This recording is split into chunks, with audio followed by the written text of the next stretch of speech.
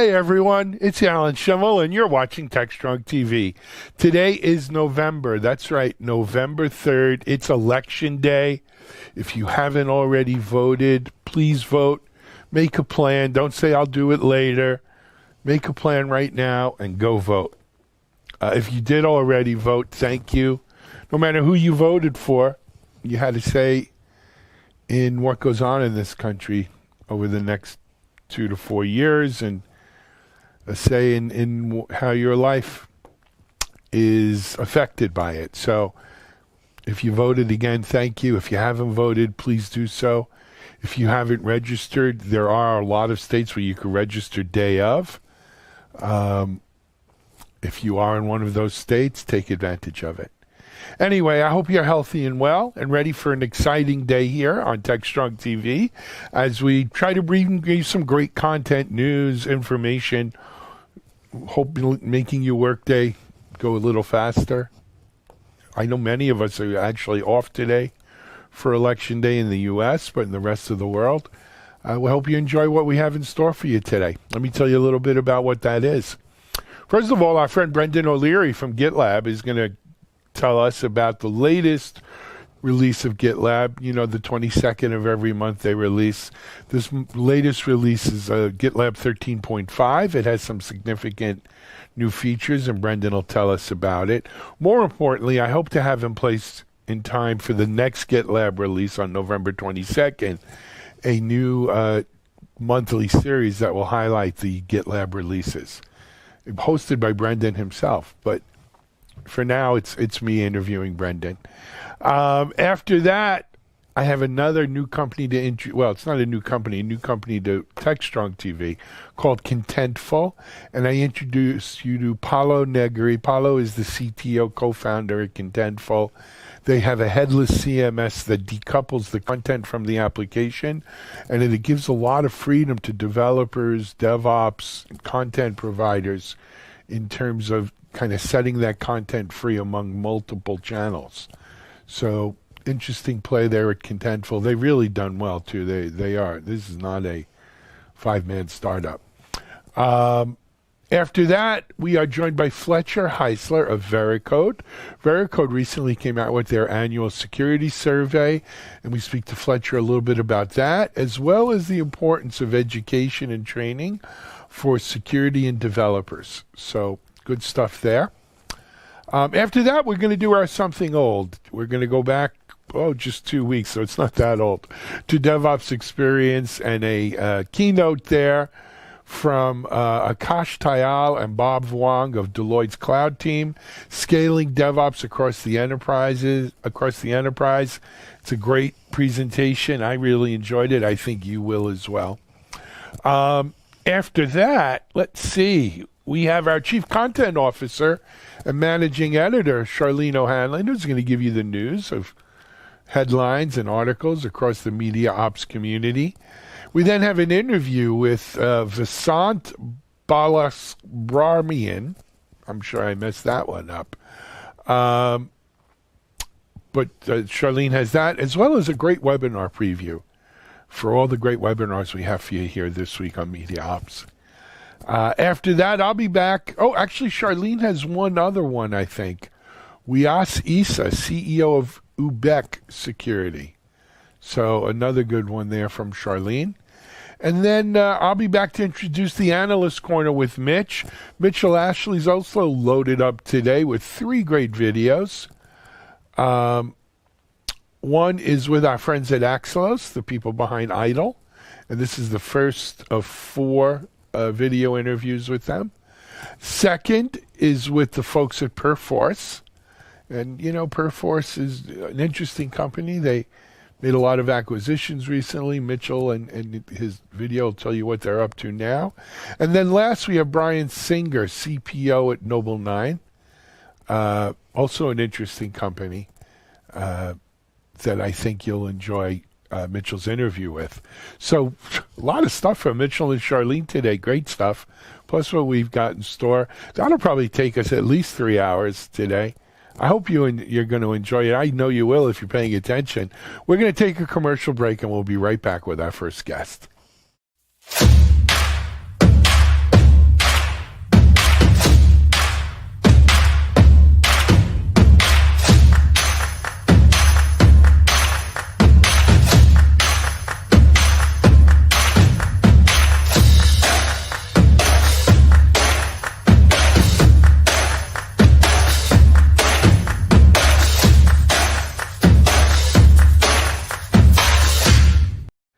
As I mentioned, our first guest today is Brendan O'Leary from GitLab.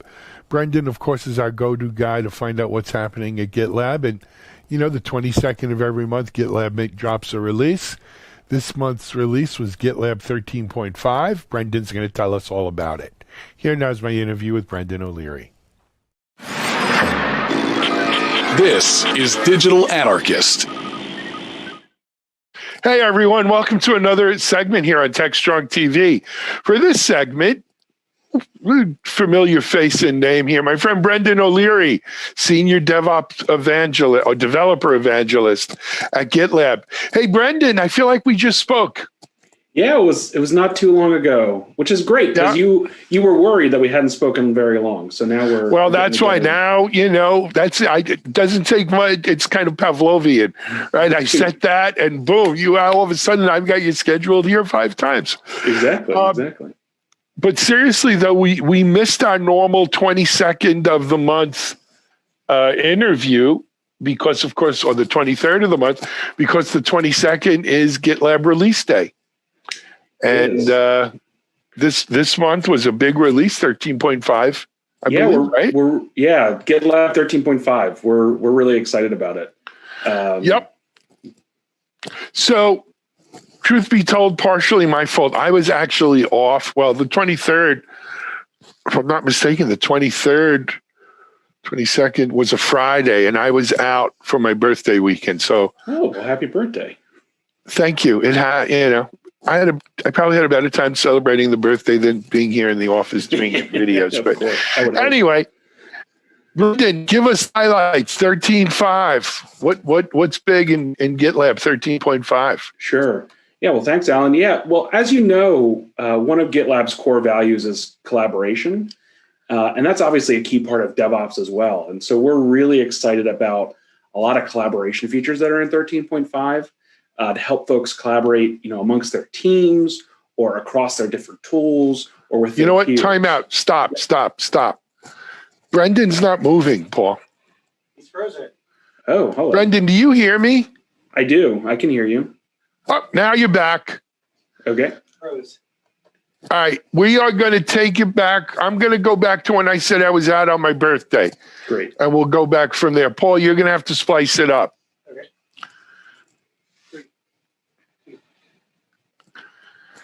So, not entirely GitLab's fault. I was out on my birthday. The 23rd, of course, was a Friday. But Brendan, what did I miss? What's the big story around GitLab 13.5? Sure. Well, first of all, happy birthday, Alan. And then, we're really excited to give you 13.5 for your birthday. As you know, one of GitLab's core values is collaboration. And so this release really focuses on that. It's also a key part of DevOps, right? This collaboration with your teams or across your tools or with your peers. And so there's a number of things. So group wikis, that's a huge thing that a lot of our customers have been looking for. It's actually the most upvoted issue in our issue tracker. So we're really excited to ship that. Snippets across groups, and also a generic package registry. So as you know, we have lots of package registries to cover different kinds of tools. So like Maven or NPM. But the generic package registry lets anyone who has some binary they want to publish and be able to collaborate on publish that out. So we're really excited about that. Absolutely. So 13.5 will forever be known as Alan's birthday release. But now collaboration is a big thing, Brendan. No kidding around. We spoke. It was a week or two ago about integration with HashiCorp. Right. And so collaborating with other tools, with other team members continues to drive. I'm wondering, collaboration working in remote, of course, GitLab's a remote organization, but collaboration working in remote, environments, has that kind of found its way anywhere in GitLab in this release or recent releases or maybe in the roadmap? It has. I mean, it's something that's always top of mind for us because, like you said, we're a remote organization. We have been even prior to the pandemic. And so we use GitLab to build GitLab. And I think a lot of the lessons that other DevOps teams can learn are the lessons of open source, right? And so, open source has also always been remote, and developers and engineers can come together and collaborate, if they have the right tools, no matter where they are in the world. And so I think that what we're seeing is in enterprises who have been trying to adopt DevOps, trying to kind of adopt this, CI/CD DevOps kind of methodology, they're now seeing that kind of transformation accelerated even more, as now their groups are remote and they can't rely on, chatter in the office to keep their process flowing. And we've seen that with a lot of our customers. So for instance, in 13.5, another huge feature I'm really excited about is mobile application security scanning. And that feature actually comes to us from a customer. So our MVP, we have an MVP of someone who contributes the best feature from outside of GitLab engineering. And that goes to HEB Digital this month for contributing that back directly to GitLab. And so again, whether they're a GitLab engineer collaborating remotely, or even our customers who are collaborating on GitLab remotely, I think we can take a lot of those lessons learned from how open source projects do it. That's cool. That's cool as heck. Let's talk about that. So what does the mobile app security scanning do, Brendan? Right. Yeah. So this again comes in from a customer, and it's our lead feature actually in our blog post about 13.5. So it enables you to do testing of iOS and Android apps, static application security testing against those types of apps. And again, it was something that a customer of ours, HEB Digital, needed. And they were able to contribute directly back to GitLab, which is a great, testament to how we're really building a DevOps platform and a CI/CD tool that is kind of not only our best guess at what that should be, but really the industry best practices around what that should look like, because our customers are able to collaborate with us and add things in that we might not have thought of. Right? We don't publish a mobile app. HEB Digital obviously does, and that's become a critical part of their business in the pandemic as folks figure out how they can get food and groceries and all these things safely. Yep. And so they contributed that back to GitLab, and we're so happy to have it. So what static scanner is that, using the in-house GitLab scanner, or is it plug into other static scanners? Do you know? So it does both. So this is a built-in. This particular feature is built-in security for, I believe it's for Swift-based apps, as well as Kotlin-based Android apps. But you can also plug in. So part of that, working well with others, we have a number of third-party security scanners, right? We would call third-party. That is security scanners written by someone outside of GitLab, right? Like a Black Duck or White Source. Those kinds of scanners that you can actually also integrate directly into GitLab. So you can have, love it. You can have it out of the box. You've got some sort of security scanning, but if you have, a specific tool that you need for something else, you can also bring that. What a great feature, and kudos to the HEB team. Right, that's it's good stuff. So, but Brendan, wait, there's more. Right. So what else do we have in 13.5? Yeah, so we've obviously have a huge investment in Kubernetes ourselves, and we see that as a big leading factor. You and I last time we talked a little bit about our GitLab Kubernetes agent, where you can use a kind of a pull GitOps methodology to have an agent sitting in your Kubernetes cluster, monitoring repositories for changes and pulling those changes in.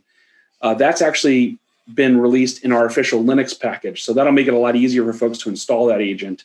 If they want. Love it. And then another thing that comes for Kubernetes is cluster cost management data. So we use a cost modeling from KubeCosts to actually bring costs of running your cluster, right? What is the node cost? What is the cost of each namespace?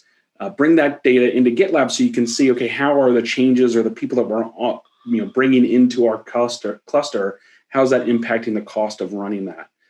So we're really, really excited to bring that data all the way back to the code, because we think that's, again, the benefit you can get from a single DevOps platform is having all of the data that's important to running and deploying software centralized in one place so you can understand how it all impacts each other.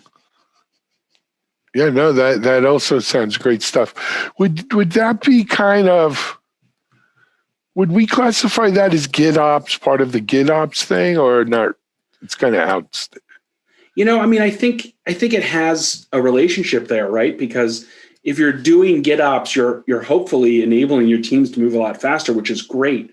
On the other hand, you want to keep that governance and control, especially in the large enterprise, and you want to understand how that's impacting costs, right? You don't want, we're adopting GitOps, and that just means that everybody can spin up all the infrastructure they want, and it can be unused, and we get to pay for it. Right. So I think it's kind of like a yin and a yang. It's making sure that we can deliver better products faster and do it with the same security and governance we expect in an enterprise. I mean, a recent interest of mine is just, we shift left. I'm not saying we're done shifting left, but I think people get it, and a lot of people are doing it. But how do we better integrate, security left in the process, right? And a lot of it has to happen to Git. I had an interview with one of my friends in the security world this week, Brendan, and we were talking about how do you get security champions in the developer and the DevOps teams? So not the security guys or gals who may be crossing over and helping out. There's not enough of them. We need to make security champions within the developer ranks, within the DevOps teams, right? And how do you do that, right? How do you they're not born, they're made, and you have to, you got to grow them, right? Yeah. And cultivate it. And so I'm always looking at, where the security's happening in there, the static code analysis on mobile, perfect example, right? There's no reason that a security person has to do that, right? That could be done by the DevOps team now or the developer. Yeah. And in many ways, it's a similar change in mindset to back when we had developers and operators, and we tried to create this term DevOps to bring them together. Even though you'll hear folks groan, I think it's valid to try and say the word DevSecOps. And the reason for that is not to, slap it on something that someone can buy. That's obviously not the way it's going to be, but it really is bringing that security into the fold as the security team needs to be part of the team that's delivering software, not some separate entity that's off running their own scans that no one understands, and you have to request it, and it's expensive to do. And like to your point, developers need to be security minded. And I think the only way to do that is to give them enough information to be that way, right? I think the traditional developer view, right? If we think of before DevOps, the traditional developer view of the operator is they don't ever want to change anything. They don't let me ship anything. They don't want me to, that's the department of no, right? And now the new department of no in many developers' minds is security. They don't want us to ship anything. They want to, they want to slow us down with security. But if you do shift left, right, bring that information to the developer, now they can be a partner in this, right? Because part of delivering better software is delivering more secure software. And so enabling your developers to have that information is so critical, right? I always tell the story of, I used to work for a government contractor, and we do, SAFE, right? The Scaled Agile framework. And we get to the end of what's called a program increment, right? It's like an 8-week sprint, if you can think of it that way. And at the very end, it would be like, okay, package the code up and send it to security. And it would come back with 195 bugs. And then we'd have this, kind of Sophie's choice of, do we ship this thing that the people need, right? It was a very critical customer. It was US SOCOM that I was working for, so Special Operations Command, right? Very critical customer. We ship this knowing there's issues, or do we go back to the drawing board and spend all this time fixing it? And a lot of those things were things that were added 8 weeks ago, and people have moved on, right? If we had addressed each one of those 195 things as they came up, it would make it really easy to say, oh, this one's a false positive. Oh, this one, yeah, you're right. Let's fix that. Thanks for catching it, security. And so I think it's really critical. The only way to enable that partnership is to give everyone the same information, get them, working from the same sheet of paper and understanding. Well, with context, right? Because you know what, a security guy looks at the paper, sees one thing, a developer looks at the paper and might see Chinese writing, right? I mean, it's, so you got to have that context. It's really critical. Yep. It's really critical. Yeah. I love that you snuck Sophie's Choice in there, Brendan. Extra points for that. All right. No, that's good, man. We'll give that to you. We're going to give that to you. You own it. What else do we have in 13.5? So another really cool thing that I'm really excited about, because I end up changing, I've got my laptop kind of set up here in my office, but then I like to go downstairs, or, back when you could go work from a coffee shop, I love to do that. And so we've got this integration with Gitpod, and I'm not sure if you've heard of them, but they're this basically online IDE and dev container group, so that you can actually click a button in GitLab to launch that repository in a Gitpod workspace, where you can already have a working development environment in a matter of seconds. So as a repository owner, I can set up the dev environment exactly how it's supposed to be in a container. And then as a consumer or someone that wants to come contribute to it, I click the button and I'm automatically brought into the Gitpod workspace, where I can edit the project. I can see the changes and how they're working in real time. So it's really exciting for me, because it kind of frees me from, my development machine, and I can really code from anywhere. Very cool. That's Gitpod, P-O-D, right? G-I-T-P-O-D. G-I-T-P-O-D.io. Yeah. Excellent stuff. And look for it in your GitLab interface, right? We'll just have a Gitpod button to. Yeah, it's just a button right in there. So it's. I just want to make sure Gitpod is that an open source tool as well? Yes. So they have an open source version of their software, and then I think we're linking directly to the Gitpod.io, which is of course their then SaaS version. But it's built on open source, and it has an open source version as well. Cool stuff. I never heard of that. It's good. I've learned something. All right. Hey, Brendan, we've got maybe 2-3 minutes left here. What else you got? Well, again, I think there's a lot of cool features. So speaking of open source, we're really excited to finalize. We've been slowly working a number of features. We had 18 features that we announced a few months ago. We were moving to the open source version of GitLab from our paid versions. And with 13.5, we finalized moving feature flags and a number of features around them into our open source version. Yeah, so we're really excited about that. And I'm excited about that. That's something I love to use, again, when I'm tinkering, and now I don't need to pay GitLab to do that. So yeah, we've got feature flags. We've got flexible rollout strategies, where you can roll out by percentage or by user ID or at random, to kind of control. If you've got a feature flag to turn some new thing on, you can in a controlled way roll that out throughout your environments.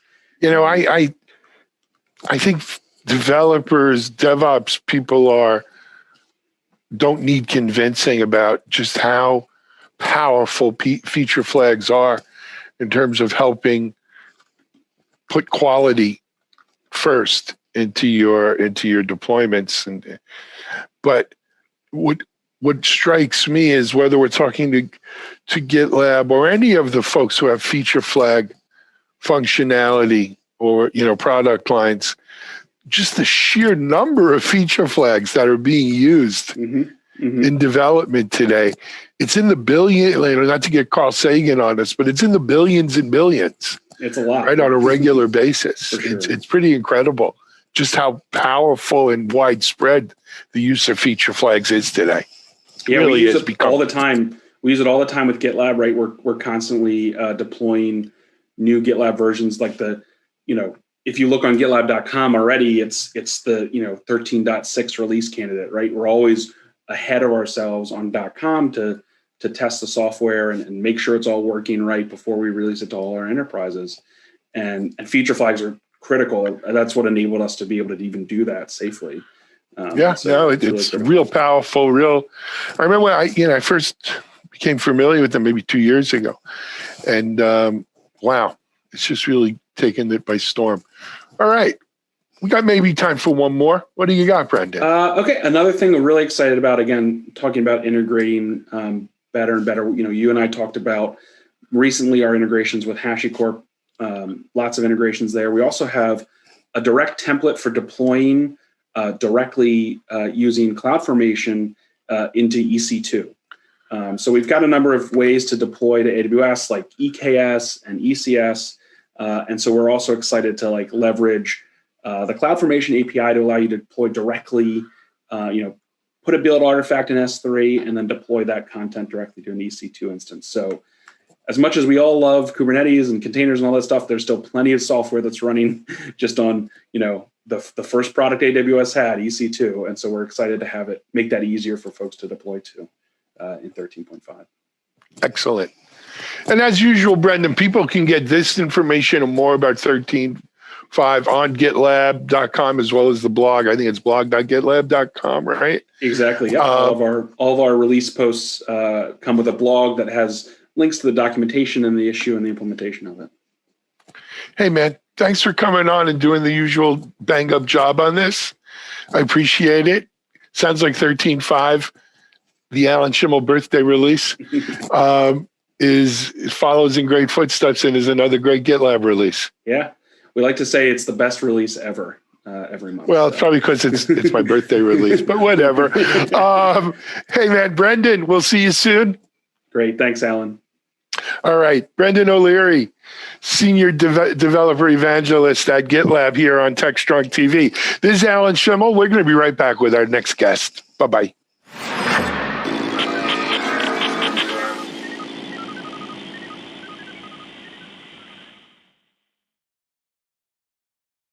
SecurityBoulevard.com is the leading resource for news, analysis, and education on challenges facing the cybersecurity industry. SecurityBoulevard.com covers all aspects of cybersecurity, including data security, DevSecOps, cloud security, application security, network security, security threats, and more. SecurityBoulevard.com has the largest selection of security content, featuring breaking news, blog posts, podcasts, and more. Visit www.securityboulevard.com to learn more. SecurityBoulevard.com, home of Security Bloggers Network. Sometimes you find out about these companies.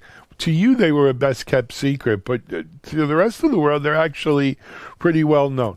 One of these is Contentful. I just found out about Contentful in meeting Paolo Negri, their CTO co-founder. Contentful's been around for a number of years as a headless CMS. They decouple the content from the application, so it allows you to take the same content and parse it out or distribute it out in multiple channels, multiple applications, multiple functions. It gives a lot of flexibility, scalability to developers, DevOps, and other content providers. Talk to Paolo about that and really just, what an impact this is having and has been having in the marketplace. So here's my interview with Paolo Negri of Contentful. This is Digital Anarchist. Hey, everyone. Thanks for joining us here on another segment for TechStrong TV. In this segment for TechStrong, I'm joined by Paolo Negri, and if I mispronounce, I apologize, but Paolo is the CTO founder of a company called Contentful. Paolo, welcome to TechStrong TV. Thank you, Alan, for having me, and the pronunciation was correct, so no worries about that. Stop, cut.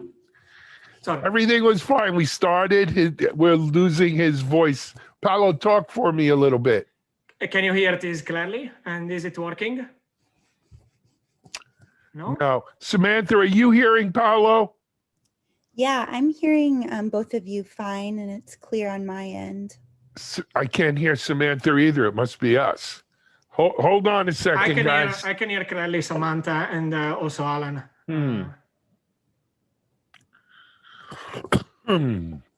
Microphone, AirPods. I'm losing sound, Paul. You are? Yeah. Guys, can anyone hear me?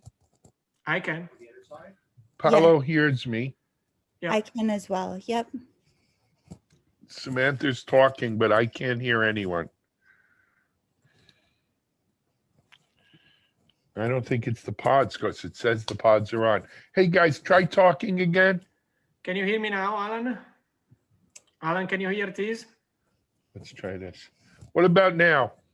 Alan, can you hear me now? Yes, I hear you. Okay. It's the AirPods. 1 second. For whatever reason, these AirPods went on and off. Give me a second.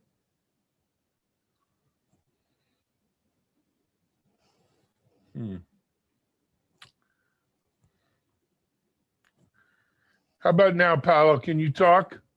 Yes, I can talk. Can you hear me okay? Okay. Yeah, now I hear you. All right. That was a good practice run. And we'll do it again. All right, Paul, we're ready to rock and roll. Okay, take 2. And number in 3, 2. Hey, everyone. Thanks for joining us here on another episode of TechStrong TV. For this episode, we're joined by Paolo Negri of Contentful. Paolo is the founder, CTO of Contentful. Paolo, welcome to TechStrong TV. Hello, Alan. Thank you for having me. It's Great our to be pleasure here. to have you on. So, Paolo, we've never interviewed anyone, I believe, from Contentful on TechStrong here at MediaOps. So I guess we should start with a little bit about, Contentful and what you guys do. And maybe we could hear a little bit.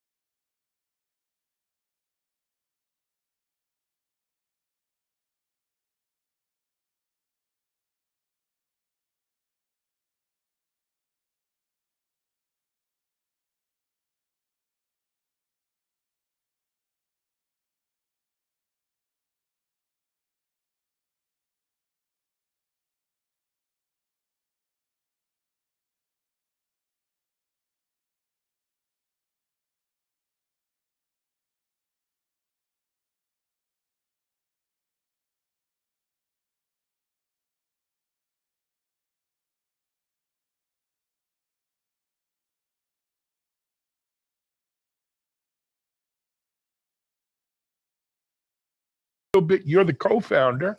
How did you come to co-found Contentful? Yeah, absolutely. And actually, it's an interesting story all related to technology. So Contentful is an API-first cloud-native content platform. It is a technological platform that allows you to manage content at scale.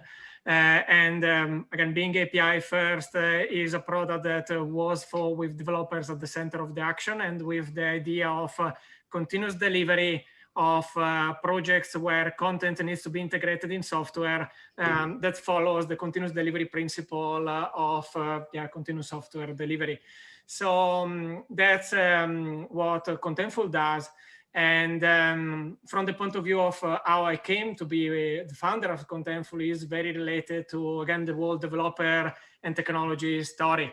I studied myself engineering back in Italy. That's where I am from. And I became very passionate about Linux, which made it so that my first job was in system administration and establishing a system of computers. And then I gradually migrated to a role that was more involved with software development, especially backend systems. And I grew my career in starting to lead the technical teams that are working backend systems that also had a big part of infrastructure components. And I work in different businesses, advertisement, in classifieds, finally in online games. And just before Contentful, I was actually working in social games, writing backends that were serving millions of daily users who were playing online.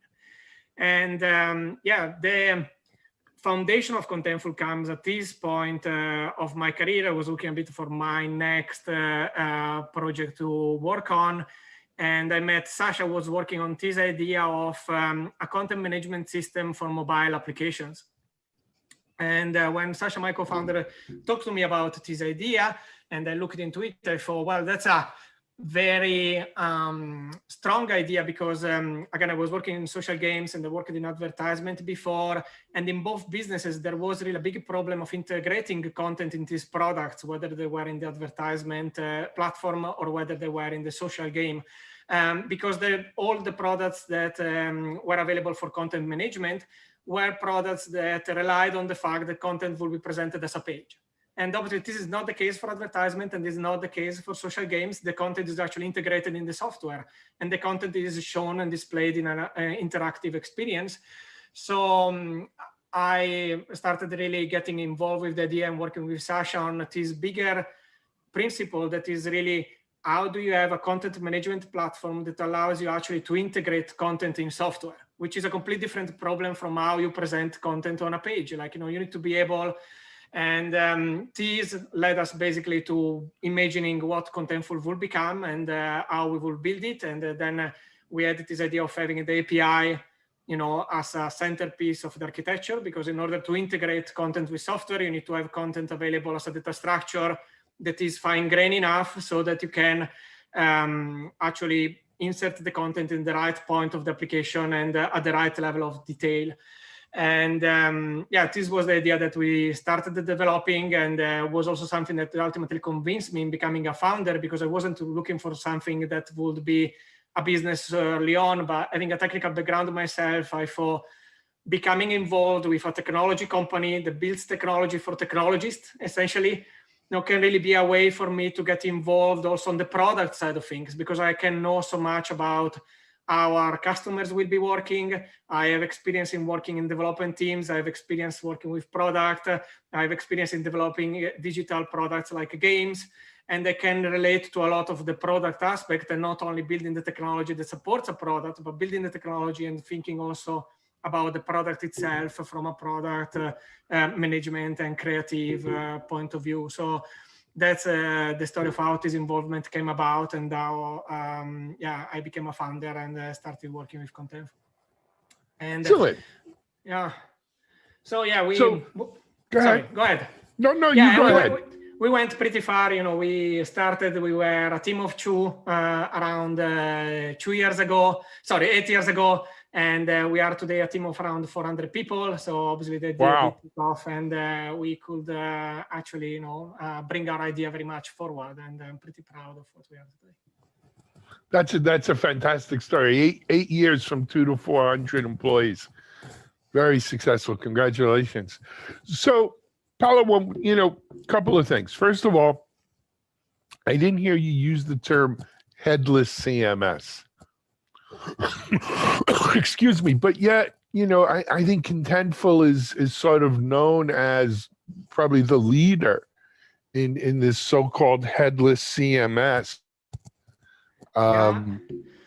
Yeah, for sure. Headless CMS is something we've been associated to, especially starting in the early years of Contentful. People really needed a name for this new content management approach that was emergent at that point in time, and Contentful has really been one of the leaders of the discussion there. And the idea was really, again, all the other content management system had this hardwired component where managing content meant also creating a page.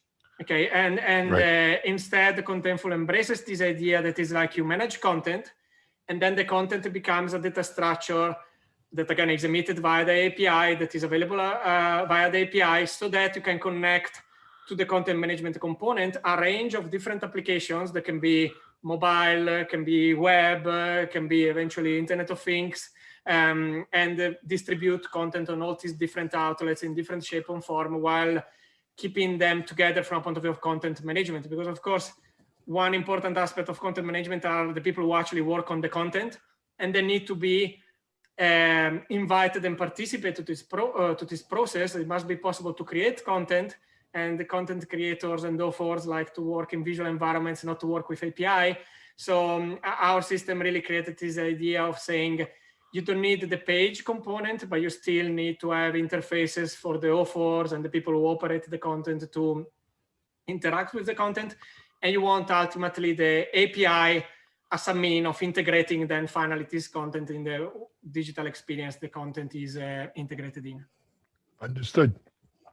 I mean, and one of the nice things about sort of decoupling the content from the application, you know, we could use the word container. I don't mean like a Docker container or something like sure, that. Yeah. But the container from the content is that we could change the content on the back end, right? That feeds into that container so that you can update and dynamic absolutely, and keep it absolutely. It allows you very flexible from the point of view of keeping the content updated. And again, the application can be quite dynamic, and the fact that the presentation is not hardwired to the content structure allows you to update only the part that you actually want to touch without being concerned with the other. So you can update only the content without updating having to update the application or the layout, and vice versa. You can have a new layout based on content that is already there. And again, it allows you to decouple the problems and not having to deal always with the two parties whenever you touch something that was a bit the old school, the old way of doing things. Agreed. Now, you know, another thing you mentioned was this concept sort of continuous delivery of content, right? Yeah. And to our DevOps audience, I mean, that, you know, continuous delivery is a very known quantity, a known technology.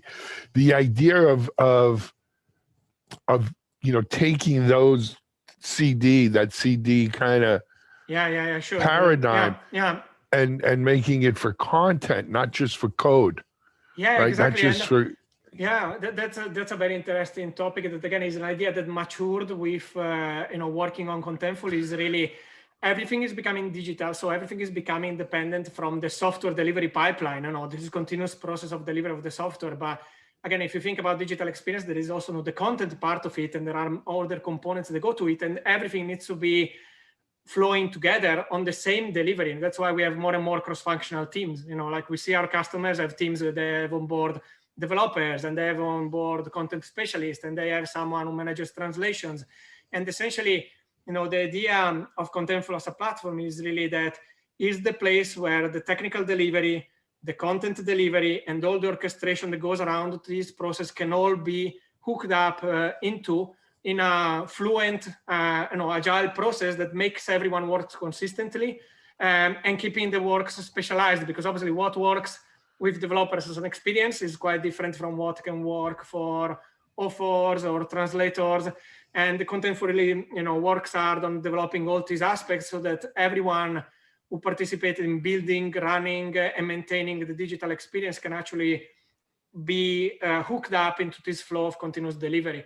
And this also has a connection, obviously, with the whole concept of digital transformations and how you run a digital business. Like you need these tools where all these different skill set and profiles can come together and contribute their part in a way that took them to the continuous delivery concept. So it is very much a way of extending the idea of agile and continuous delivery from software and the technology to the more broader, who are all the parties, who are all the participants to maintaining a digital product that need to be integrated. Absolutely. So, I mean, this is an easy question, because I think from everything you're saying, I know the answer. But with COVID, with everything going on, people working remotely, not in the offices, teams having to work, remote. Sure. Something like Contentful is not, it's not hard to do with a remote team. It's kind of almost designed to what it's digital. Yeah, absolutely. It is a platform that can, be used by remote work, and that's actually, how it was born, really, as a digital product. I mean, interestingly, also, Contentful originally was established in Berlin, but since day one, we sold our product globally, and customers from all over the world could use it because it's a cloud-based platform, so it's available in the same way wherever you can have a computer, so you can access the application. And again, I mean, the whole, COVID phenomenon made everyone think a lot more about digital, like, what they can render in a digital way that used to be available physically, and Contentful can really be a tool that can help with that. And that's again where it is the concept of continuous delivery, but also, agile, being able to work quickly on a proof of concept and iterate on it is also a component that is important about Contentful. Not only is digital, but it's set up in a way where you can pretty quickly get to publishable stage of your idea and start getting it in the hands of customers. And we've really seen in the early stage of COVID that there has been a few customers that got in touch really to say, okay, we have a short-time project, we want to get something starting, and we are looking at a very time-bound delivery, and we could help them on saying, yes, you can have your cross-functional team all involved in the right way. Developers can use the content repository, authors can work in this way in the application, and all from their remote location, they can come together and get you to the version 0.1 beta of your application soon enough, so you can keep on talking with your customer and keeping the conversation going now that the physical channels are going through difficulty. Good, absolutely. Excellent. Paolo, we didn't even tell people, what's the website? Sure, it's contentful.com. Easy enough. Easy enough. Yeah. And then how getting away from the technology a little bit, how is Contentful offered, sold, packaged? Right? Is it a SaaS type of thing? It is a software as a service. That's how it was born. And there is a community tier, which is free for use, and is really for technologists that want to experience and prove this kind of technology for content management. And then there are paid tiers that you can just pay with the credit card. And for enterprises that have more sophisticated needs, there is an enterprise tier that can be discussed with our team in order to understand what's the right setup and what's the right formula. But it's something that literally everyone listening to this interview can try out right now. If you're curious, all the documentation is obviously public, and there are many easy ways to start working with Contentful.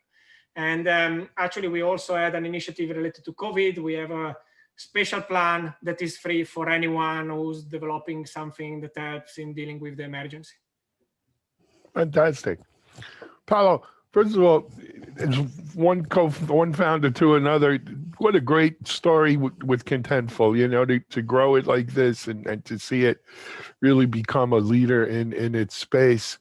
But also, I mean, it's a product, I think, that just makes so much sense when we, especially as I said, with our DevOps, cloud native audience, the idea of decoupling the content from the application and making that a dynamic link via API and stuff.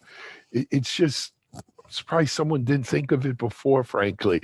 But you know what? That's their loss in your game. What a great thing. Best of luck with Contentful, and thank you for joining us here on TechStrong TV. Thank you very much, Alan. It's been a pleasure to talk. Okay. Paolo Negri, co-founder, CTO at Contentful here on TechStrong TV. This is Alan Schimmel. We're going to be right back with our next guest.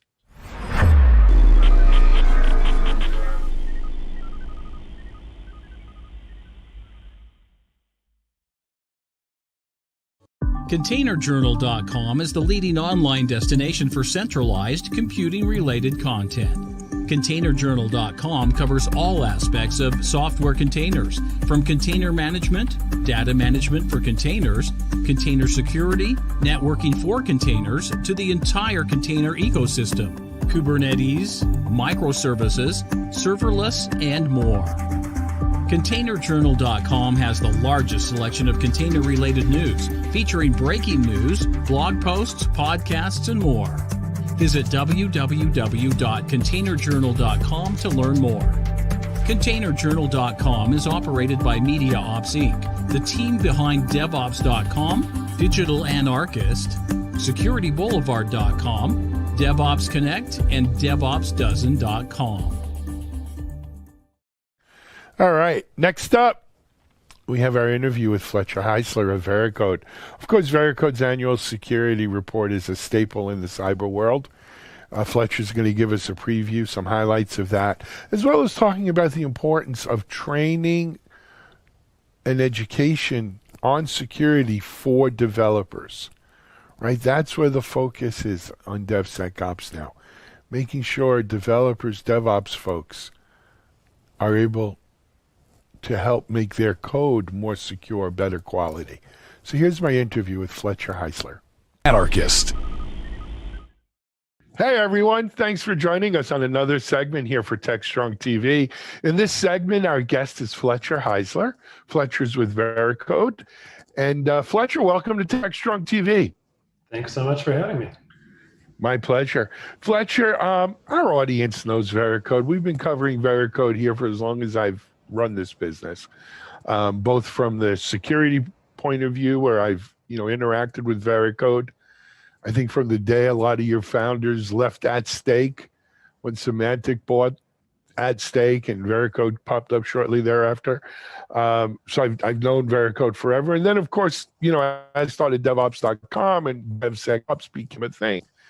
And security for developers, obviously Veracode's played a big role in that. So, but what about you? What's your role with Veracode? What a little bit about your background? Sure thing. So I am the director of developer enablement at Veracode. And I think that's one of the trends we're seeing in general is that security is not just becoming more in line, but is being driven by developers, and they have a bigger and bigger stake in the game there. So helping to encourage, enable, empower developers, give them a voice in security, and make sure that they have the right knowledge to be writing secure code. I think that's, it's funny. I think they've always had a big stake in security. They just didn't know it. But that was part of the issue. I think now they are becoming aware of it. But let's talk specifically. The way I see it going down, Fletcher, is there are some companies that are saying, hey, the developers are really important here. We need to make our security tools developer-centric. We need to make our tools developer-friendly, user-friendly. Absolutely. I think that's part of the trend for sure is go where developers are. So a lot of integrations, we're doing scans through APIs. Even our training is very much focused on the skills and the tools that developers are already using. You have to put that all in context, not give them extra hurdles, extra new processes, but really make what they're doing easier to make it more secure. Yeah, I think that's another aspect is the training aspect, right? Helping developers understand that a lot of these exceptions, security rules, governance, compliance issues aren't done just sort of arbitrarily or capriciously, but there's actually somewhere there's a reason for it, right? There's a good reason for it. And I think training to help developers understand where these come from and why, this is a preferred way of doing it and this isn't, is an important part of that. So let's talk a little bit about training, because it's a lot of what your role revolves around in Veracode, right? Is getting developing this training for developers. Yeah, so mainly I'm in charge of security labs. Veracode Security Labs is our sort of latest offering when it comes to training developers in writing secure code and giving them that kind of practical knowledge and that hands-on keyboard training. I'm a developer by training myself, and I like to say that I learned how to write code by writing code. I didn't just hear someone talk about it or read it in a book. You actually have to get that hands-on keyboard training. So what we're doing with the labs is giving actual vulnerable applications to developers, letting them hack them, see that exploit in full context, and then patch them back up and actually practice writing secure code to get that muscle memory and to get that understanding of why that matters. We actually just, we released our SOS, our annual State of Software Security, with a lot of interesting findings in there, but no surprise, the vast majority of apps have security flaws. And a lot of those flaws are the old standards, our SQL injection, our cross-site scripting. And I think what we're seeing is the old training isn't working. We've had a decade or two to hammer in those points around parameterize your queries. You can only say that so many times, but if you actually give a developer an app that looks like what they write in context and say, here's what can go wrong, here's why that matters, and here are the right tools for you to do your job well, it sticks a lot more. Yeah. I mean, so look, I've been in the security industry for 20 years. And if you would have told me in 2005, 2003, that I'd be sitting here with you in 2020, going on 21, and that you just finished, Veracode's, I forget what year it is, annual State of Security of apps and security, and that, a majority of apps still have cross-site scripting, SQL errors. You don't see buffer overflows as much, I think, right? Not as much. The higher level languages have helped out with that. But yeah, actually, one of our findings was the flaws depend on the language and the framework. So in PHP, you're going to see a lot more cross-site scripting because it's easier to make those kinds of mistakes. So it's also important to get the right training for the right tools. And what languages you're using, right? But part of the issue there is, you go to today's enterprises and you do a survey. Well, how many different languages are you developing in? Yeah. Right? And, between acquisitions and mergers and, different fiefdoms within an enterprise. And it's not unusual to have 7, 8 or more different languages at play there. So when you're a developer, they're looking for multi-language developers, right? Who can develop across, several languages. And that probably lends itself to mistakes, right? Because people aren't as familiar, let's say, with some of these languages and some of the pitfalls or best practices to avoid common security problems. Yeah, and it happens. It's interesting. I mean, if you look at JavaScript, it's technically one language, but endless versions, endless frameworks on top of it, and a lot of them do lots of useful things for you. But as an example, React does a pretty good job of preventing things like cross-site scripting, but it still happens. So we even recently came out with a set of labs on common React pitfalls to say, when you are that development team throwing up that new application with a new framework, it does most of the work for you, which is great, but here are the traps you can still fall into. Sure. So Fletcher, let's talk a little bit about these labs. Are they formal training classes where you got to log on from 10 to 2 and it's instructor led? Are they do them at your own pace whenever you have a moment to work it on? Combination of it? What, individual, group? Yeah, the labs themselves like? are pretty bite size and on demand. They are 10 to 15 minute exercises generally. The sort of thing that you could pick up between tasks or between meetings. Maybe even if you saw coming out of a scan result, there's a particular issue, get a little extra refresher on that particular topic. That instance of that vulnerability in that language or framework in a very bite-sized piece. I think that's part of what we've seen as the inherent flaw with older training approaches, is to say, here's your 2 days of security training a year, and we're going to talk about SQL injection for 2 hours right now. And maybe that will hammer it home. That's not really how people learn. Plus, technology is changing. We can't do that and then roll out React and be ready in any way. So being able to say bite-size, very tactically, here are the sorts of things you need to know right now. Yeah, I no doubt about it. Let's go back to the survey, if you don't mind, a little bit. So we mentioned that we're still seeing a lot of, garden variety type of defects, which, probably account for 80% or more of the incidents that we see too, right? Yeah. They're not novel. They're taking advantage of these garden variety defects. What were some of the other key findings there, Fletcher? Well, I think the finding around specific languages tying to specific vulnerabilities is really key. We also found that API-based scanning is definitely helping and a growing trend. Yeah. So again, going to use the right tools, automate as much as possible. Don't create extra workflow. Just get something that's already in that pipeline, that's already running. Can be a really helpful way to make sure that you're ahead of the game.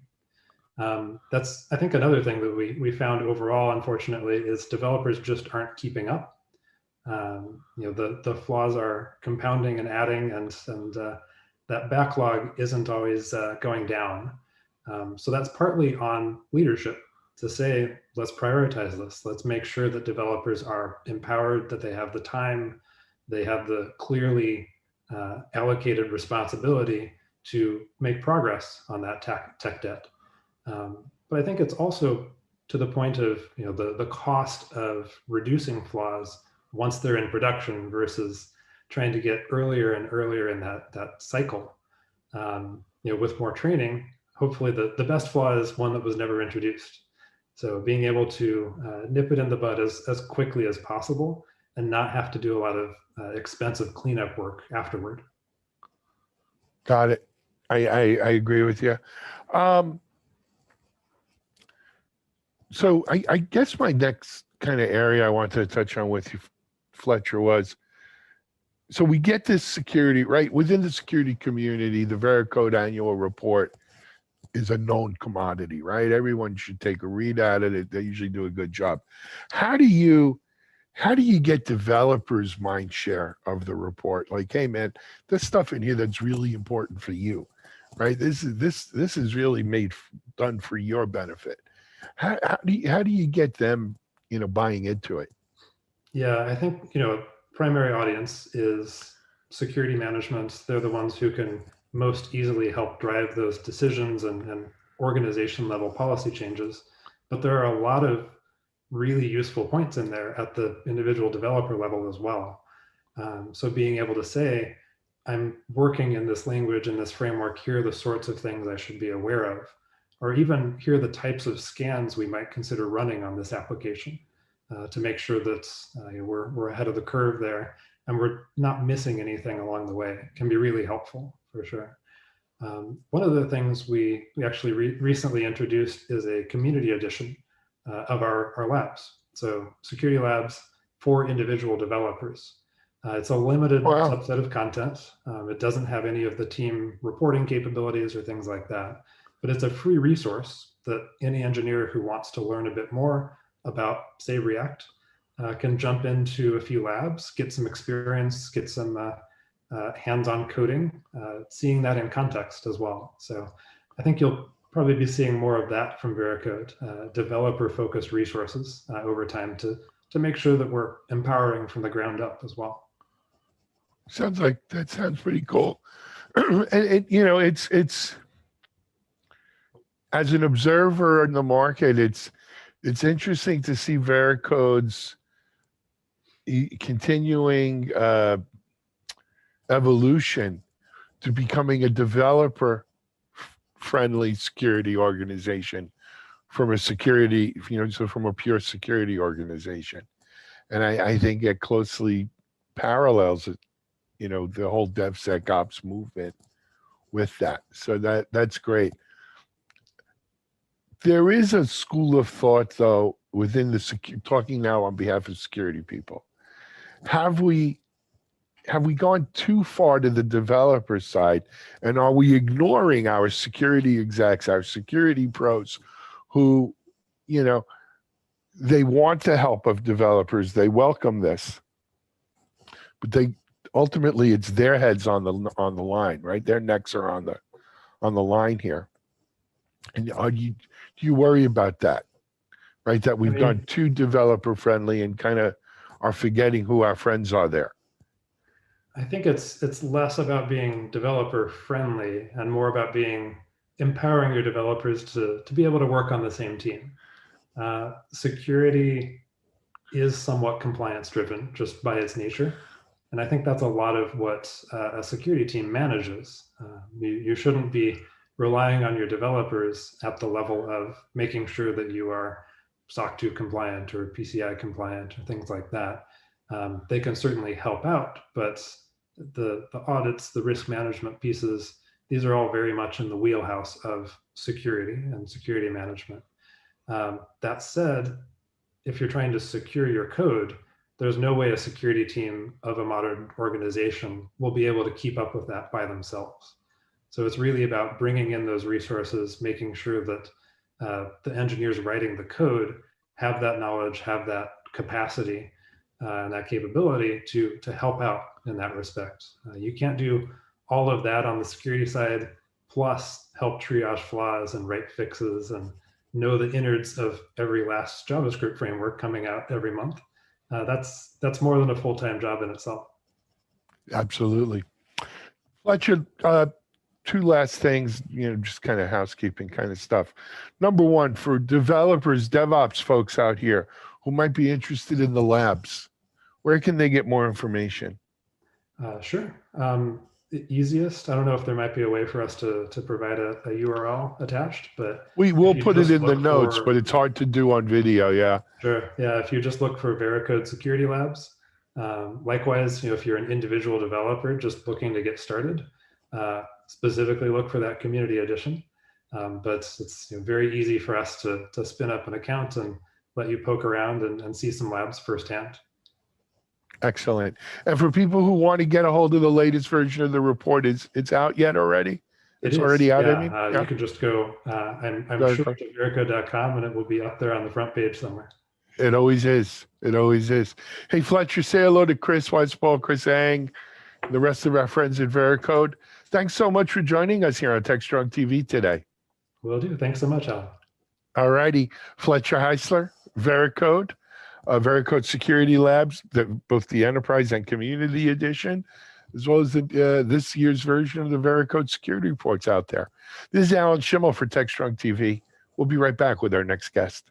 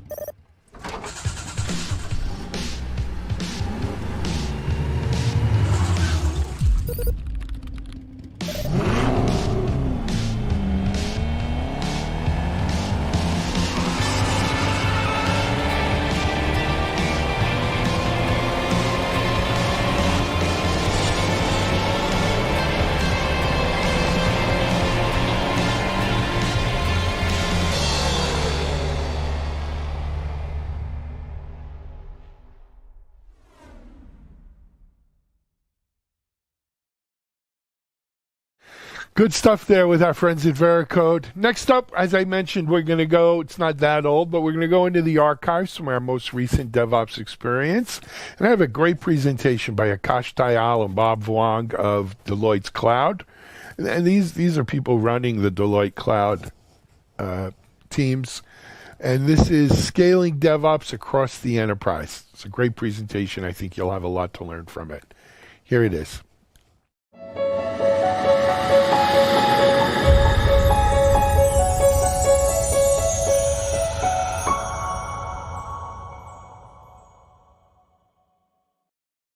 Hi, everyone. This is Akash Tal, and I'm here with Bob Wong, one of my colleagues, to discuss our experiences around how do you scale DevOps across the enterprise. We're very excited to have this discussion with you and share some of our experiences and learnings from this.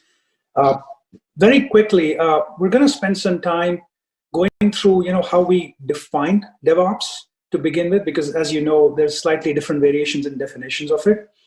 And then we wanted to describe to you, what is the kind of journey we see our clients generally taking and the challenges they see in that journey. And then, spend majority of our time towards describing, based on our experience, how do you actually scale that adoption? How do you drive that adoption, measure the success, some of the ingredients for the success, and what are the kind of gaps we're seeing in the industry, and closing out with a quick case study of a successful experience. With that, let me just give you a quick background of us and our team here.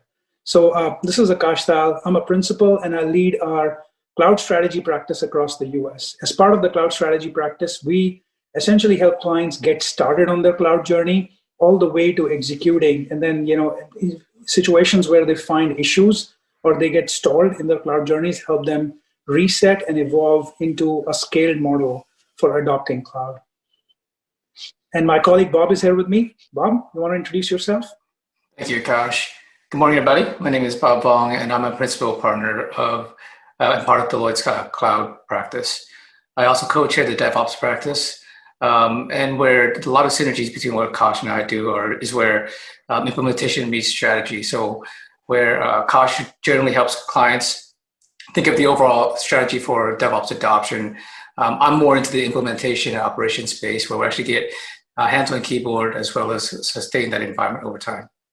Akash, back to you. Great, thank you.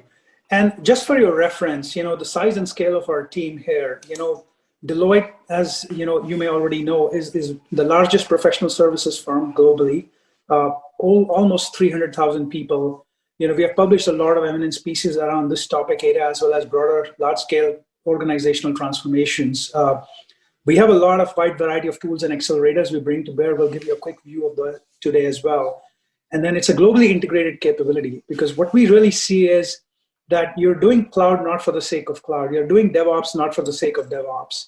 These are cool words, but what you're really trying to do is you're trying to drive towards business outcomes. You're trying to change the view of IT from being a cost center to a value driver to your business.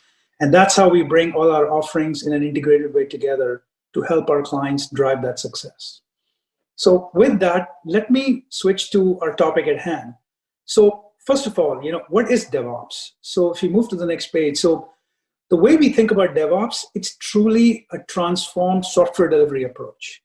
And what we are looking forward to is essentially using DevOps to deliver an experience, to deliver a method that helps you be delivering better value sooner, safer, happier. So let me tell you what that means. So better quality software, better quality applications, right?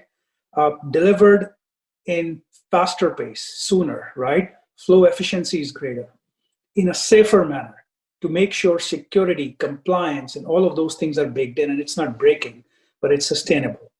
And in all this, the value delivered is not just from a business value standpoint, but the process of delivering is also happier. So both for your developers, your employees, your colleagues, as well as more importantly, your customers. So you're delivering better value, sooner, safer, happier. That's how we, in a nutshell, define what a DevOps means. And what you will see is that there are two parts that come together to deliver this, the dev part and the ops part.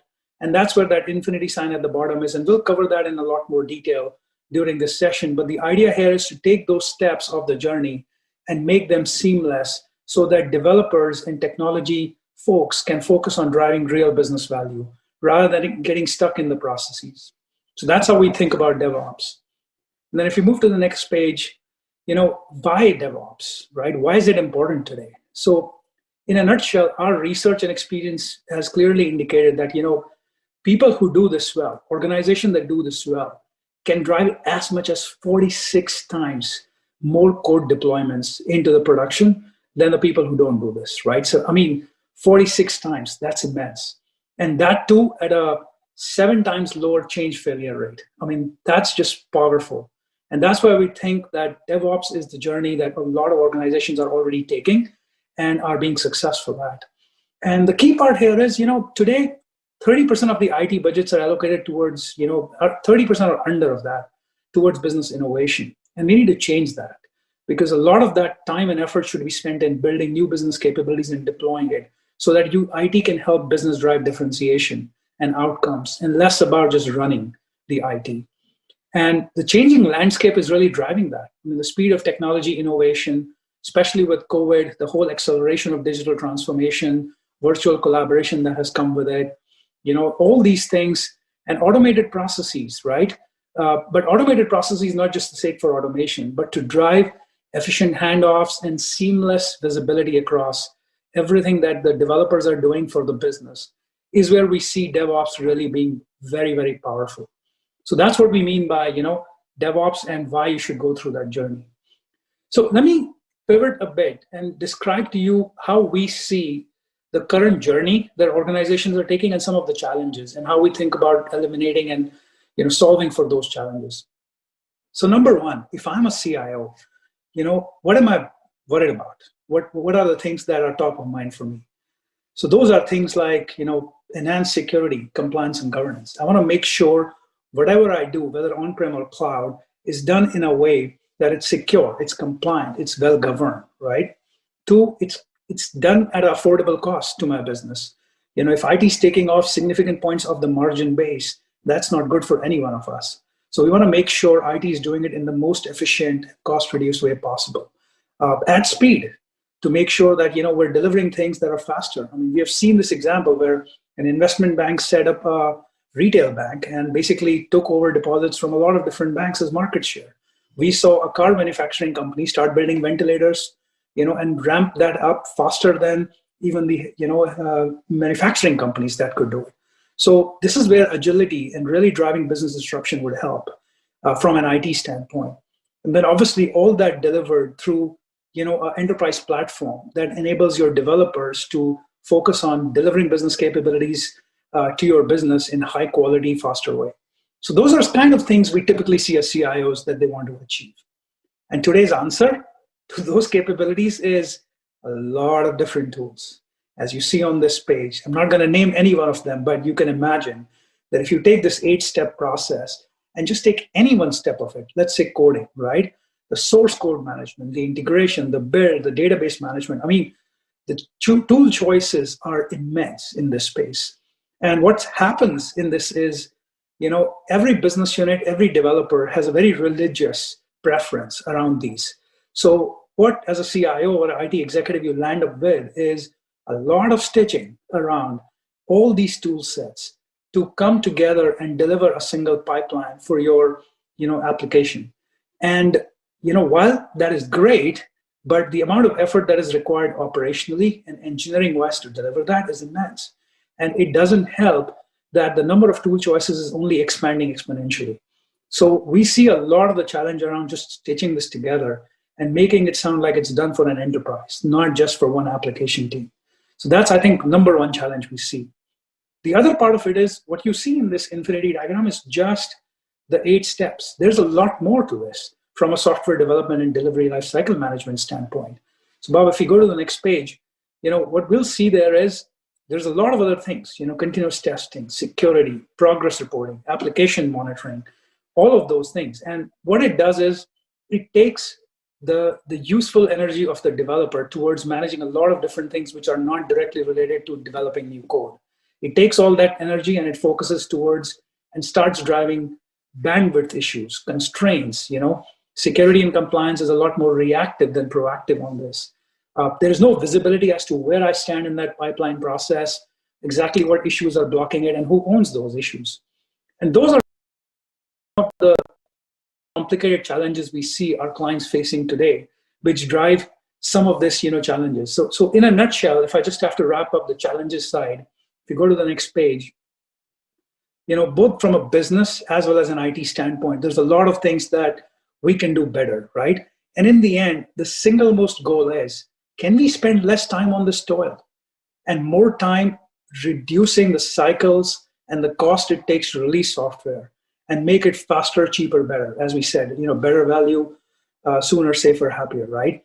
So in order to do that, some of these challenges need to be addressed directly, whether it's about, the timelines, whether it's about functional or operational, regulatory, or from the standpoint of, resources and skill sets. How do we create that agility within the organization with the right skills to deliver this?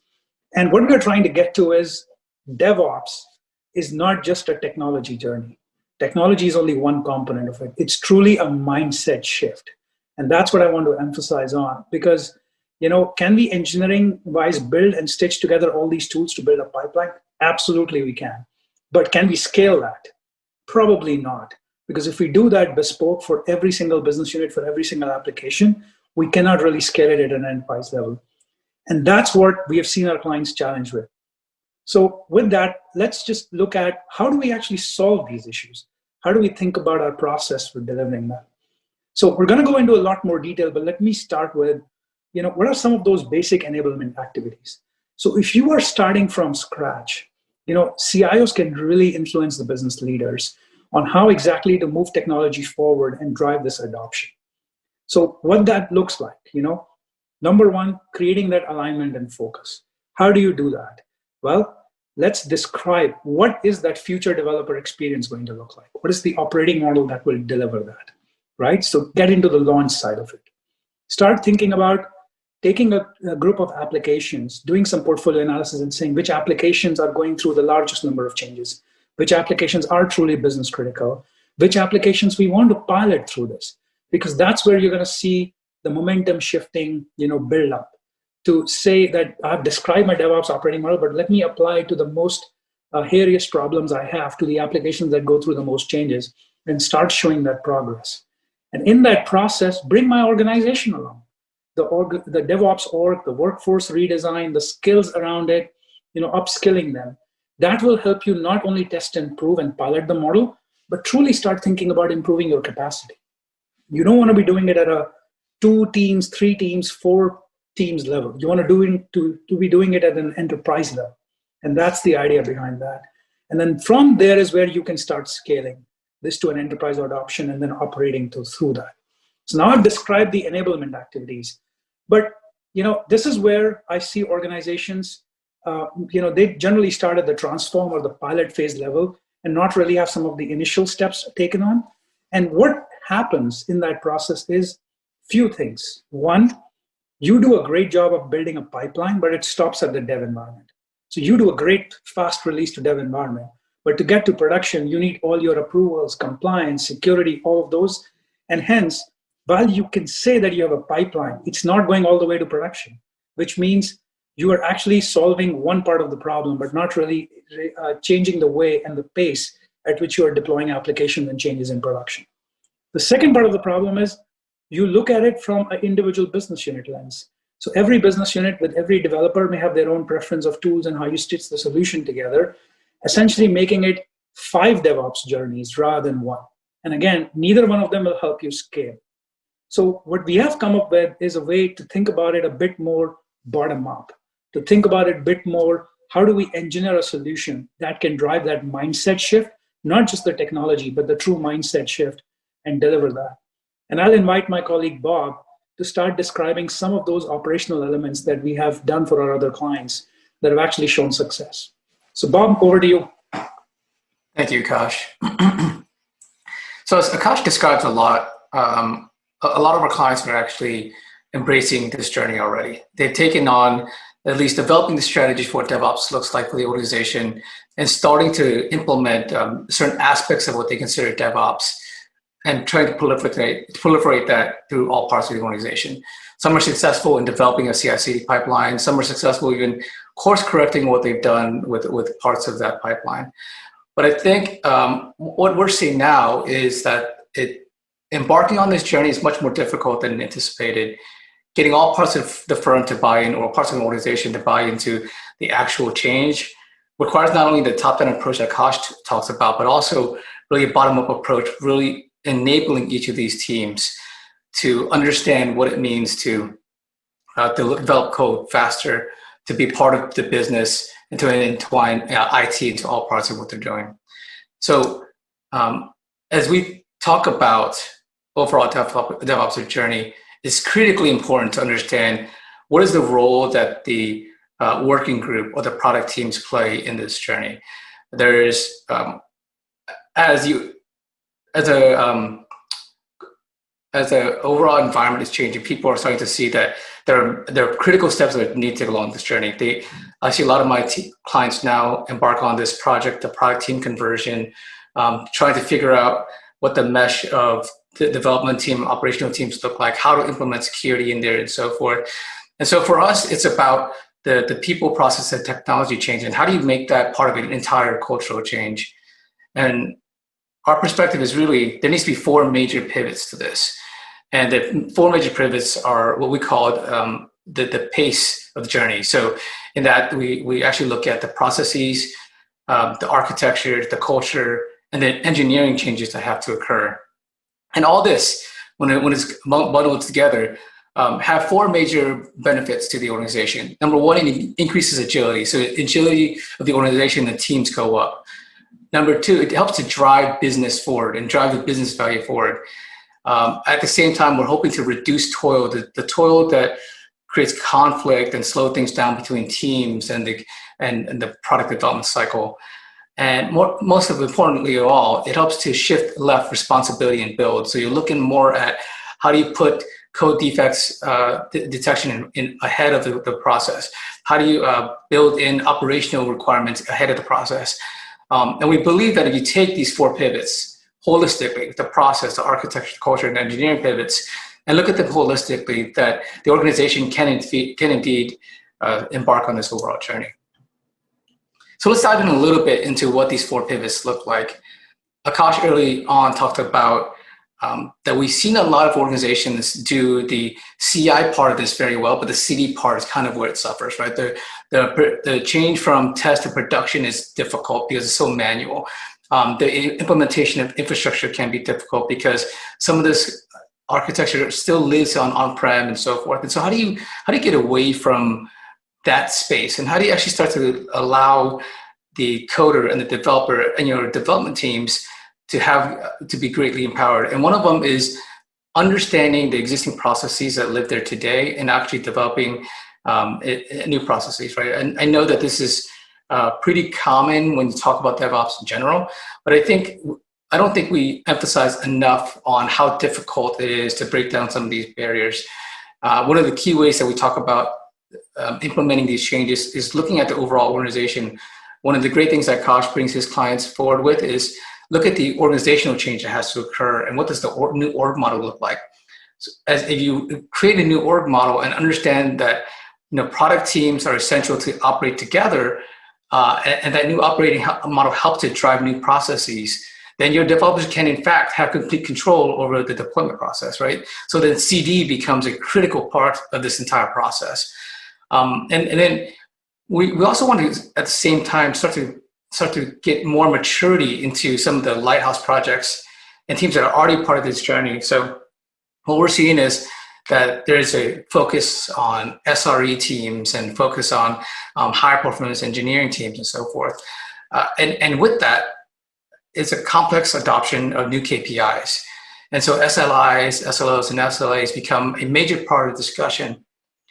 But in essence, a lot of my clients tend to adopt old KPIs. And so what's extremely important is for us to focus on, again, what we talked about earlier, which is the BVSSH framework, better, value, sooner, safer, happier, and start to focus on a few of those metrics, right? We talked about happier, and so Net Promoter Score becomes a critical component to that. Understanding what actually gets the clients to come back, what actually gets them to talk about your product and voice their happiness and overall reference of that product to other clients, right? And so we want to make sure that we start to leverage KPIs minimally, just to understand how do you improve parts of the overall adoption? And I would say one more thing about the KPIs is that we generally look at KPIs in 3 different forms, and I try to lead my clients this way too. There is the transformation KPIs, what's happening as part of the product teams are transforming. There's the business-led ones, and we want to make sure that that's important because we want to pull the business along for the ride. And then finally, more important, I think, is the overall adoption metrics. Are teams actually adopting this fast enough? How much of the organization is this proliferating across? And I don't think my clients pay enough attention to those type of KPIs to understand how the overall organization is being affected. The next pivot that we generally take is the architecture pivot. And this is slightly different from how we would generally think of architecture, because I think a lot of people think of architecture as the infrastructure behind it. But we're really thinking about what does the new application architecture look like? And this becomes responsibility of everyone. No longer is it just a software development team. It becomes a core responsibility of every team member involved in this process. So you have a DevOps pod or a product team. Now you may have traditional people that are focused on operational services or security services, but they have to actually be very much ingrained in how the application architecture is changing. And you see trends in the industry now with containerization, microservices, and so forth. But there's also critical factors on how that is adopted, obviously, right? If things are moving towards the cloud, containerization may make a lot of sense, because as that migration occurs and as that product team is starting to shift that application towards this new architecture, there are natural fits into which type of architecture you're going to leverage. The culture pivot, I think, is probably one of the most difficult ones my clients see.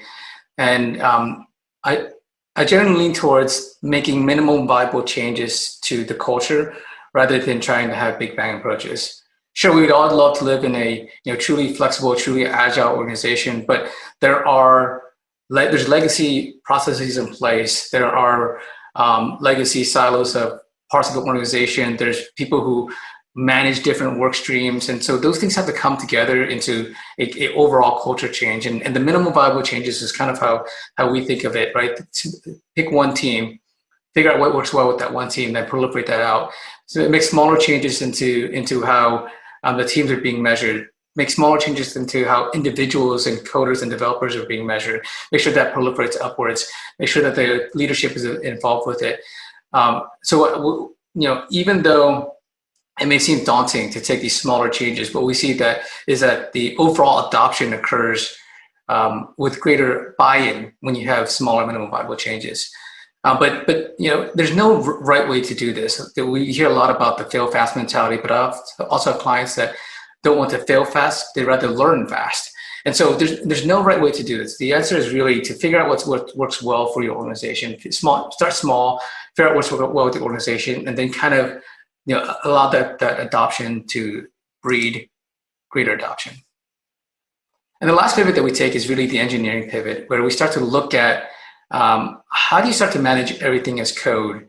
And now architects and software developers and everyone are taking a hands-on keyboard approach, right? So we're no longer having an architect create the application architecture on one side and then throw it over the fence for an engineering team, a software developing team to start coding, and throw it over the fence for operational team to manage, right? It's really, everyone has a key role, not only the operational aspects and the development aspects of this, but they're actually hands-on keyboard. The architects are no longer sitting on an ivory tower looking down and saying, hey, this is what their architecture standards look like, make sure you code to them. But it's making sure we break down the silos, not only between the different teams, but through all parts of the organization.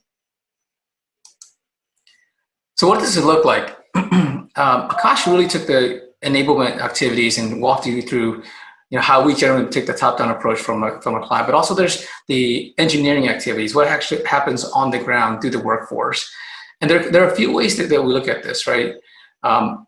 First, we like to sit down and do some ideation with the group. Look at the lighthouse projects, look at lighthouse accounts and teams that have been very successful or don't mind being the front runners of adoption and change. Figure out what agility looks like for them and how do you actually reimagine that across the enterprise. Now, again, it may not happen across the enterprise, but it needs to happen somewhere. And we pick lighthouse accounts because they're the ones that generally have a buy-in from the organization, have some of the thought leadership as well, and have team members that have partially either embarked or have partially adopted a lot of this philosophy and change. And then we look at different ways to leverage the platform to help drive this forward. As much automation as we can build within the platform, as much automation that we can build within the pilot programs helps with the transformation later on. As part of that adoption or part of that pilot, we onboard DevOps teams. The team enablement is it's a critical part of this, right? And so as part of that culture change, we look for things such as building up guilds, doing hackathons, supporting the overall organization with what does team adoption look like, and what does education and training look like, an upskill in the workforce look like as well. You will also find that as part of this, there is a necessity for overall education and institutionalizing, what the practices are for DevOps. What we've seen is that coders can code very well, but they don't know how to operate an environment, and vice versa. People that are in the operational space that do service desk support may not have a great appreciation for scripting or coding or so forth. And so there needs to be a platform for education, for training, and understanding what maybe DevOps or even cloud-native development and modernization look like. And eventually, we want to get to the nirvana of everything being almost self-service, right? The platform itself being self-service, aspects of code, and so forth. So we talked through our perspective, both from the top down and the bottom up, and how do we actually support organizations throughout the entire journey, from developing an overall DevOps strategy to implementation to actually, full DevOps / SRE mode. And this is an example of a recent client that Akash and I have both worked at over the past 1.5 years, where we've actually taken that overall approach with the organization, and they've been extremely successful in adopting not only in cloud, but also DevOps throughout this entire process.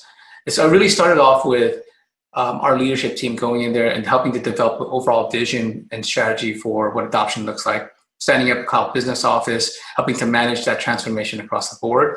And then our teams actually implementing SRE teams across different parts of their business units. And then allowing that to proliferate outwards. We're at a point right now where we've matured the SRE thinking into what the client likes to call customer reliability engineering. And we're doing weekly discussions with them, weekly guild discussions, weekly hackathons, and having different teams take on that responsibility. We've educated and trained over 1,000 people in that organization so far.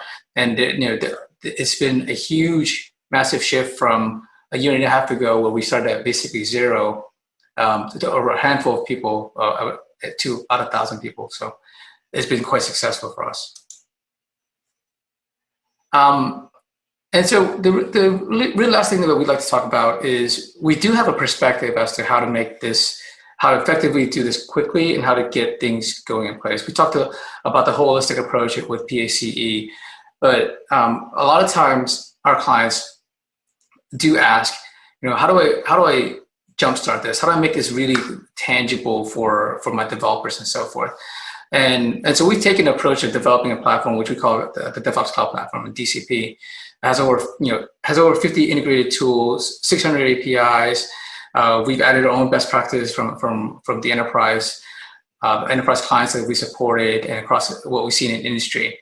But I think what's really important about this is understanding that even with something like DCP, it's only a stepping stone, right? Tools are tangible. You could actually see them being implemented, and clients generally gravitate towards tool adoption because it's measurable. It's something that you could put down and your developers can start using right away. But even DCP, suffers from the fact that it can't help push culture change forward, and it can't help the organization change all of the existing processes. So this is just one of our tools. I think it's extremely important for us to understand that in order for an organization to go part of this adoption, you take the entire PACE approach, pick several components of it, and hopefully you leverage tools like a DevOps Cloud Platform to help with the overall journey, but the journey is much more comprehensive than this. So with that, I think I don't have anything else. Akash, if you don't, I think we should take some questions. Yep, all good. Thank you, folks, for your time. Hopefully you found this useful. And if you have any questions, feel free to reach out to Bob or me.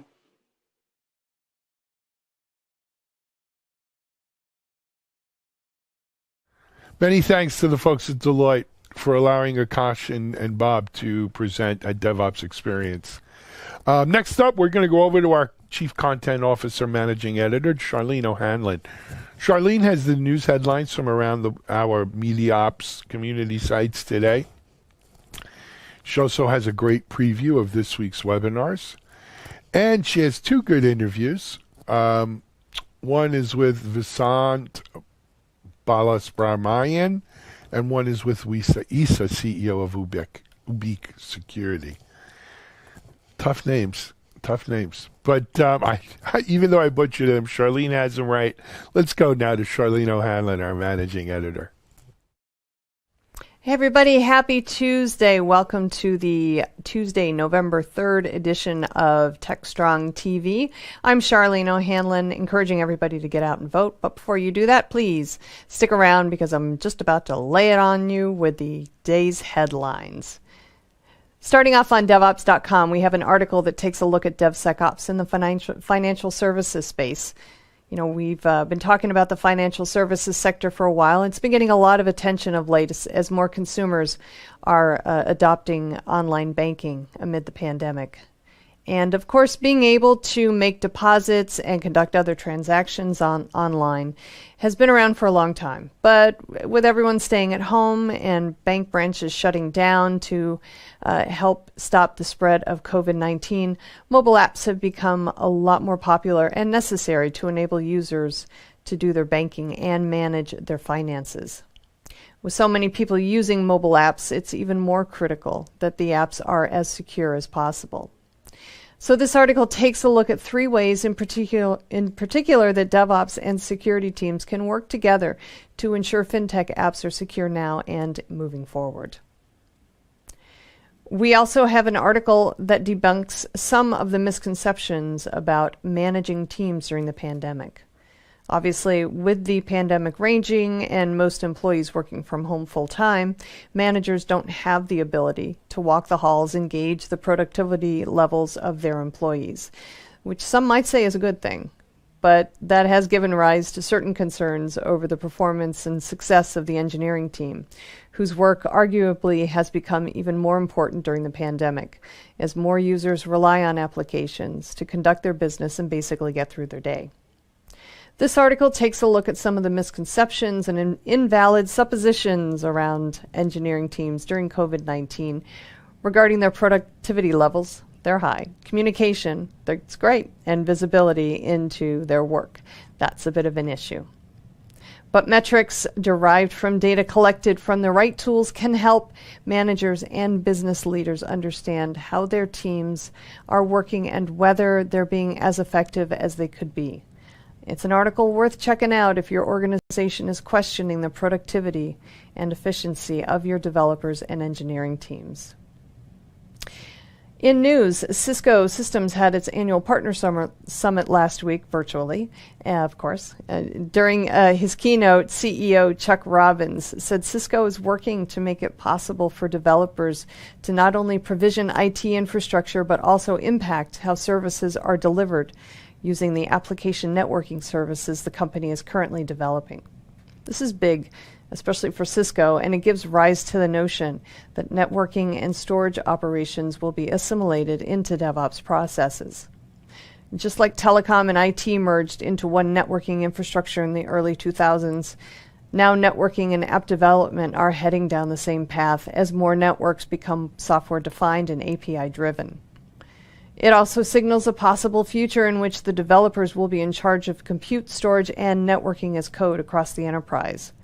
And those are some big shoes to fill. Over on Container Journal, ahead of KubeCon plus Cloud Native Con 2020 North America later this month, we have an article that looks at the issues surrounding Kubernetes development and how an extensible Kubernetes IDE could benefit developers, operators, and technology solution providers in the CNCF ecosystem. One dashboard to rule them all, as it were, could help solve a number of different problems and create a developer experience that promotes speed. A strong Kubernetes dashboard can, in principle, become a full-fledged Kubernetes IDE by creating some relatively simple integration glue, code that lets contributors build extensions in a simple, secure, standardized way, the article notes. It's an interesting look at the concept, and the article is definitely worth checking out. On Security Boulevard, Sue Peremba takes a look at the growing concern over insider theft in the financial services sector during the COVID-19 lockdown. Looking at some of the findings from the 2020 NetRICS Cyber Threats Report, the article discusses the various threats organizations are increasingly worried about with their employees, especially during work from home. One statistic from the report, 70% of organizations are prioritizing deliberate data theft as a cybersecurity issue this year, which is more than double from last year's pre-pandemic 30%. This article takes a look at not only some of the threats posed by insiders in financial services, but also some ways organizations can protect themselves. And we have an interesting look at the rise of behavioral biometrics as an alternative to identity in identity and access management. Passwords are increasingly becoming passé, and many of the traditional two-factor authentication methods don't provide a high-quality user experience. Biometrics is a growing trend, but it's not perfect either. Behavioral biometrics, however, could be the next best thing in authentication. Everyone brings their own uniqueness to everything they do, from the way they swing a tennis racket to the way they hold their smartphone, based on their personal styles and preferences, speed, pressure, dexterity, and so on. That uniqueness could be used as the identifier to enable a user to log on to applications, systems, and services in a more accurate and user-friendly way than CAPTCHA or security questions could. It's a really interesting idea and a really interesting article worth checking out. All right, that's all I have for today's headlines. Please check back on Thursday, and I'll have a fresh new batch of headlines for you. But until then, as I said before, get out and vote if you haven't already. And otherwise, please stay safe. We'll see you Thursday.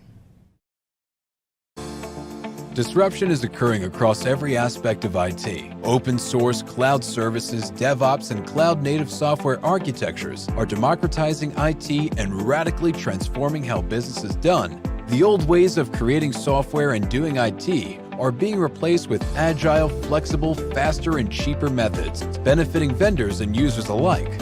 Accelerated Strategies Group is out to democratize access of industry expertise and knowledge.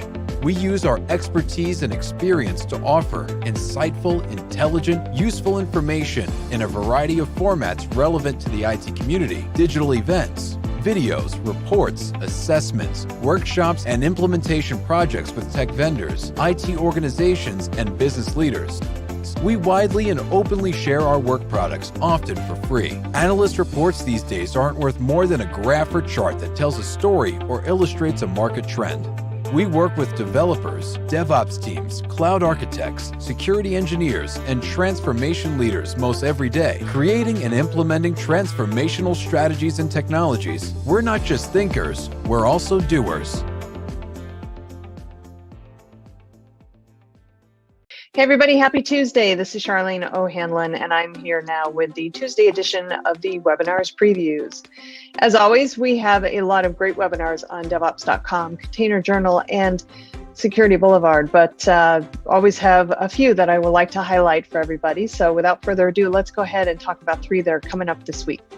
The first one is called Automatic Guardrails for Enforcing Engineering Best Practices in Cloud Infrastructures. It's happening on Wednesday, November 4th at 11 a.m. Eastern, sponsored by Trend Micro. This webinar takes a look at the growing fragmentation and the adoption of technology in the cloud. And we all know that can actually lead to issues in performance security and lots of other types of issues. This webinar will actually take a look at how cloud builders are leveraging automatic guardrails to keep their cloud infrastructure secure, compliant, reliable, and optimized for cost, and give engineers the freedom and flexibility to grow and innovate in the cloud with confidence. The webinar will also take a look at how DevOps and automatic guardrails can be actually used in the DevOps processes to help engineers use more. So as I said, that one is happening Wednesday, November 4th at 11 a.m. Eastern on DevOps.com. The next webinar is Messaging Connectivity in Hybrid Kubernetes Clouds Environments. This one is also happening Wednesday, November 4th. This one is at 1 p.m. Eastern on DevOps.com. It's sponsored by Red Hat.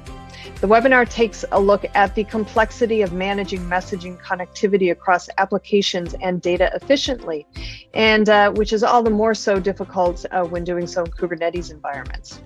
This webinar will discuss some of the key considerations that enterprises need to think about when they're building a Kubernetes-based solution in a hybrid environment on the OpenShift platform, and how organizations can use the KubeMQ platform to enable microservices from multiple environments to communicate with each other.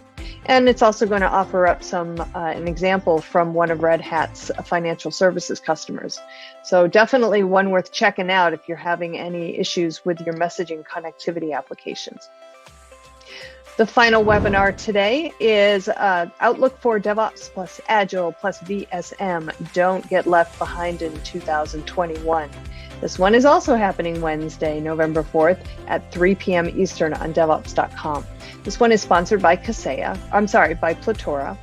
And we all know that 2020 was about a lot of things, but in DevOps, it was a lot about value stream management. So, what's going to be happening in the value stream management space in 2021? Well, this webinar will actually take a look at what's on the horizon for value stream management and DevOps and Agile in 2021, and talk about some of the goals that need to be in place to make value stream management work more effectively for any organization. So this is one that is being hosted by Jeffrey Keyes of Platora and Helen Beal of the DevOps Institute. And together they make a pretty powerful team. So definitely, please, if you do nothing else on Wednesday at 3 p.m., please check out this webinar. It's going to be a good one, I can tell. All right, guys, that's all I have for this edition of the Webinars Preview. Please check back on Thursday for another round of tasty webinars that are coming up on the sites. Until then, please get out there and vote today if you haven't, and otherwise, stay safe. This is Digital Anarchist. Welcome back to TechStrong TV. I'm Charlene O'Hanlon, and I'm here now with Weiss Issa, who is the CEO of a new company called, I believe it's Ubic Security. And if I did not get that right, I'm sure you're going to tell me the correct way to pronounce it. Weiss, thank you so much for joining me today. I appreciate it. My pleasure. You nailed it. Perfect. I nailed it. Yeah. All right. All right. Well, you guys just launched very recently. And you have kind of an API-based encryption platform for developers. Tell me a little bit about your technology.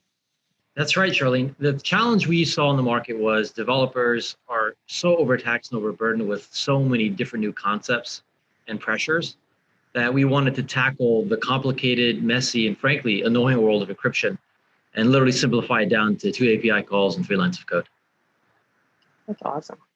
That's really, really awesome. So you have experience in the cybersecurity space. You used to be the VP of Dell's Sonic Wall, right?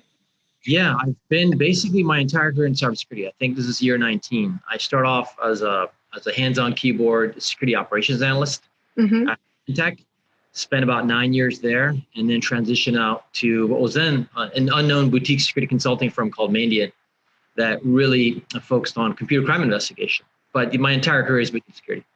Okay. All right. Great. So I imagine your what you've learned, your expertise in the field, and what you've seen kind of firsthand has kind of helped formulate the idea behind this company. So can you do you have a story about the journey you guys came to in creating this company?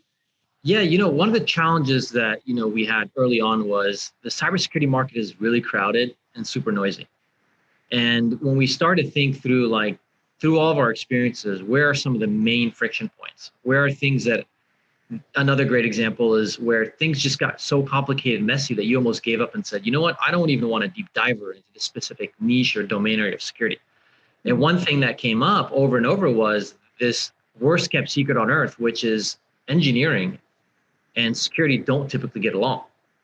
And one of the most frustrating aspects of that is you've got developers building things and you've got security teams showing up typically towards the very end of that development process and starting to ask a bunch of questions. And one of the areas that thematically always comes up is how are you securing the data? What sort of encryption controls are you applying? And generally the answer was from the engineering group, well, that's something that infrastructure would handle, or that's something security would handle after the product is already deployed. And with the emergence of DevOps, which is, the way I describe it is that bridge between engineering and infrastructure, enabling that continuous integration, continuous deployment, I saw an interesting opportunity to kind of insert what I call security as code or control directly into the software development process. Okay. All right. That goes perfectly in line with the DevSecOps movement, which is, obviously that integration of security into the DevOps process to ensure that, security, quote unquote, shifts left. So that's great. And it sounds like that's the timing is perfect on your technology. So what is it about this that makes it so easy? And really, why haven't other companies come up with the idea before now? I mean, it's a great question. A lot of people have tackled this problem by trying to figure it out on their own. There's a combination of approaches. One is DIY, which is do it yourself. And you're rolling the dice because rolling your own crypto generally doesn't end in a good way. The other thing is, let's go buy a bunch of security tooling. Well, as an engineer, I'm focused on building a fantastic product. So I'm going to leave the tooling conversation and tooling decisions to either infrastructure or information security. And those teams may not have a true appreciation or understanding of my core application. And a lot of those cryptographic controls are focused on the storage layer. And one of the things that we saw as a not only an opportunity to kind of bridge the gap between engineering and security, and not only just to introduce security as code, was can we actually up-level an organization's security posture by improving their threat model and essentially introducing encryption directly into the application itself versus the storage layer, which is really historically where encryption has been focused. Okay. All right. So do you think that as more organizations adopt DevOps and then, as a natural extension of that, DevSecOps, do you think that technology such as, yours is going to become more mainstream or just, not really thought of as kind of, I think traditionally security has been kind of thought of as kind of that bolt-on kind of last minute thing, to your point that, maybe the security guys are supposed to worry about and the engineers haven't really given much thought to. But do you think that's going to be changing as, more organizations recognize the fact that they do need to build better software that is more secure? Yeah, I do. And the thing is, a lot of people have this misconception that developers don't care about security or DevOps folks don't care. They do. DevOps people are passionate about not only their function, but also building a secure product. That's how these concepts like secure by design have all come to be. And the same thing with more traditional engineers, whether you're full stack, front end or back end, there's absolutely an appreciation for not only building a high quality product, but a secure product.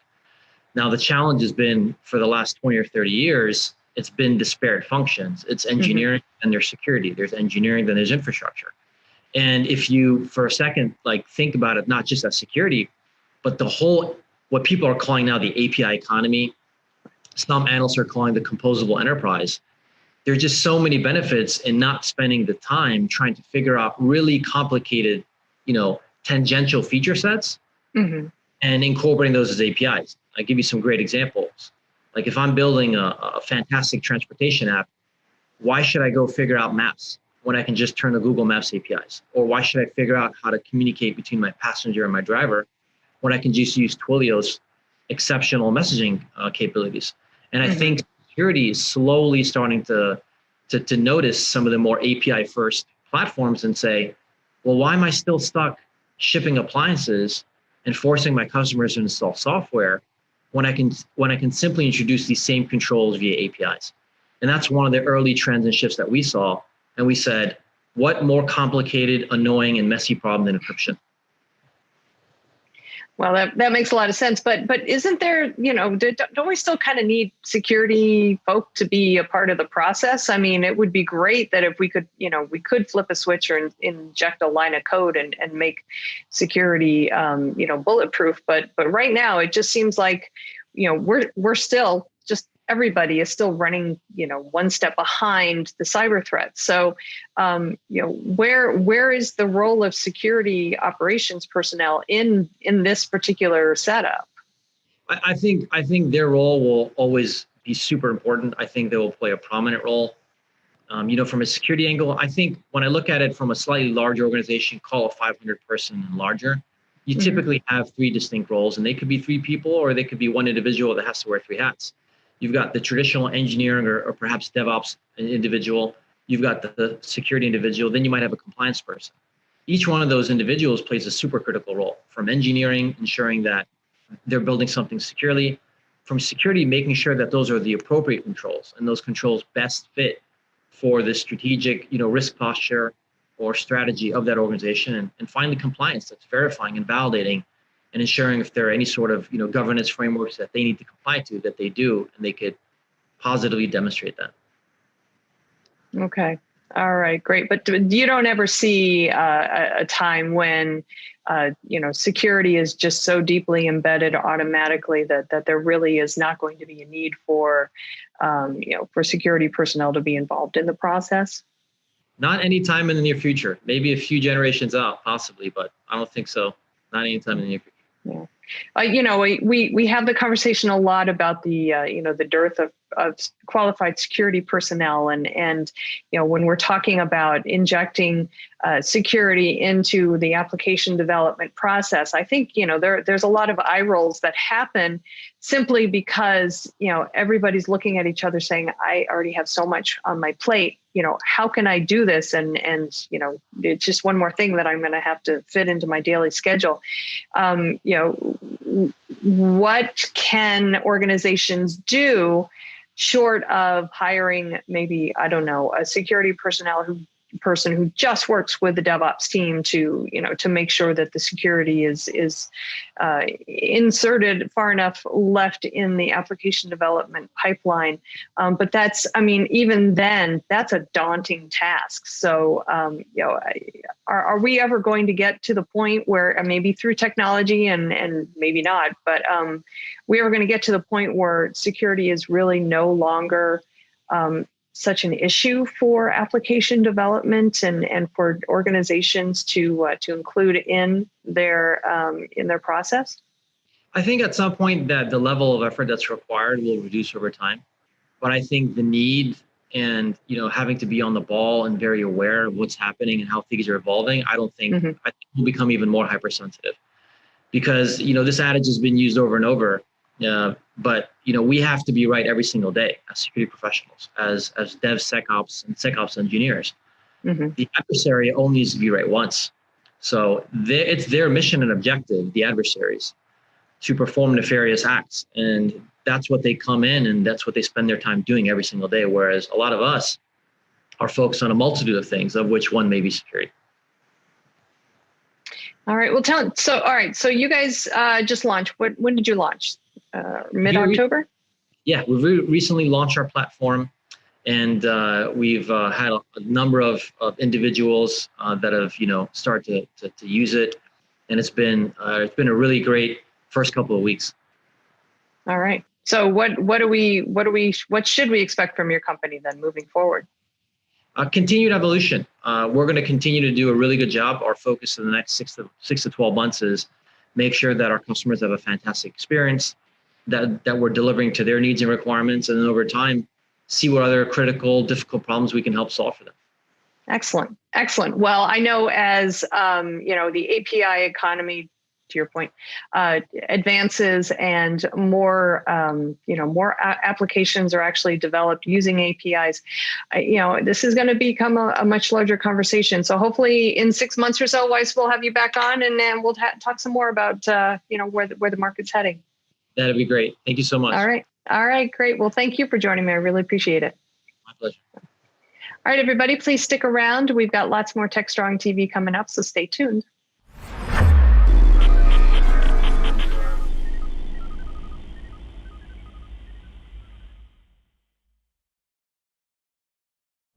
Well, after Charlene, it's time to go over to the Analyst Corner. Analyst Corner with Mitch, featuring Mitchell Ashley, CEO, founder of Accelerated Strategies Group. Mitchell has 3 good videos today. One is with the folks at Axelos, the people behind IDLE. One is with Perforce, as they continue in the player in the DevOps space. And one is with Brian Singer, CPO at Noble 9, up-and-coming company in DevOps SRE. So 3 good interviews. Let's now all go over to Mitchell. Take it away. This is Digital Anarchist. Well, the great pleasure of being joined by a couple of really cool gentlemen here with a great topic I'm excited to talk with you about. First is Akshay Anand, who is Product Ambassador to Axelos. Also, we have with us John Stevens Hall, Principal Product Manager with BMC Software. Welcome, gentlemen. Thanks for having us. Yeah, I'm excited to talk with you about this. We're going to jump into IDLE 4, and some of the work that you've been contributing to that. But first, why don't we start up? John, would you introduce yourself? Tell us a little bit about what you do and a little bit about BMC Software. I'm sure many people know that, but just for the folks that don't. So I'm the Principal Product Manager for BMC's Enterprise ITSM Suite, which comes from the Remedy Heritage family of products, now titled BMC Helix ITSM. And I've been around service management for over 20 years now. I sort of walked out of university into my first job in the late 90s, implementing systems for ITIL 2 over at what became Yale Group. And so I've been around service management and ITSM for all that time. And obviously my primary role at BMC is producing and creating software and tools, but also we always try to be active members of the ITSM community in general, which is what sort of led me on a personal basis to being one of the contributors for ITIL 4. Mm-hmm. Awesome. Excellent. And Akshay, how about you? Sure. So I joined Axelos about 4 years ago. Axelos, for those who don't know, is a joint venture between Her Majesty's government and a private sector company called Capita. We like to see ourselves as the custodians of the IP of not only ITIL, but other best practice frameworks like Prince2, which is about project management, or MSP, which is about program management. I'm product ambassador, so sort of like the product evangelist for ITSM and ITIL in general. My background is mostly around consulting in IT service management, consulting advisory. I've also been head of service management for Macmillan Publishing for a couple of years. And yeah, like I said, I joined Axelos 4 years ago, and it's been a blast. Excellent. Excellent. Well, I'm sure that consulting, and also, John, your experience with BMC gives you some real world perspective on IDLE and IDLE 4. We'll talk about the publications that you've contributed to the IP. I think the create, deliver, and support around IDLE 4 is one of the areas that you both contributed. Do you want to jump in first, Akshay? Sure. So Create, Deliver, and Support is one of 4 books in a learning stream that we call Managing Professional. All the books in that sort of learning stream are oriented towards managers or professionals who are either managing or designing systems, service management systems. Create, Deliver, and Support in particular talks about things like employee engagement and professionalism, a lot of the commonly used tools needed to create, deliver, and support services, things like value stream mapping, how to apply value streams within the context of IDLE 4, how to manage suppliers. So it's a very wide-ranging book, but it goes into a lot of detail about very, very specific techniques. 2 of those techniques were actually authored by John, and one was around tickets and the use of tickets or the misuse of tickets and what to avoid. And the other was actually around swarming and how swarming can be a good model to use within service management organizations, and a technique that can be used to foster collaboration between development and engineering teams and frontline support teams. Interesting. John, love to hear about that. I know, just to share you a bias about tickets, I think everybody's impression of IT is you can't talk to IT unless you complete a ticket. Well, maybe that's taken a little bit far, right? Well, that's definitely a true impression. I mean, one of the things I've spent much of the last 6 years doing is really, I'm a bit of a method actor. I've been very immersed in the DevOps community. And almost, I joke that I went to my first DevOps conference by accident because I signed up for something called Configuration Management Camp and thinking, ITSM, CMDB, configuration management. Soon learned very quickly we were talking more Puppet and Chef and Ansible, and went anyway, and it was fantastic because it's opened up a door into a world that has evolved somewhat differently.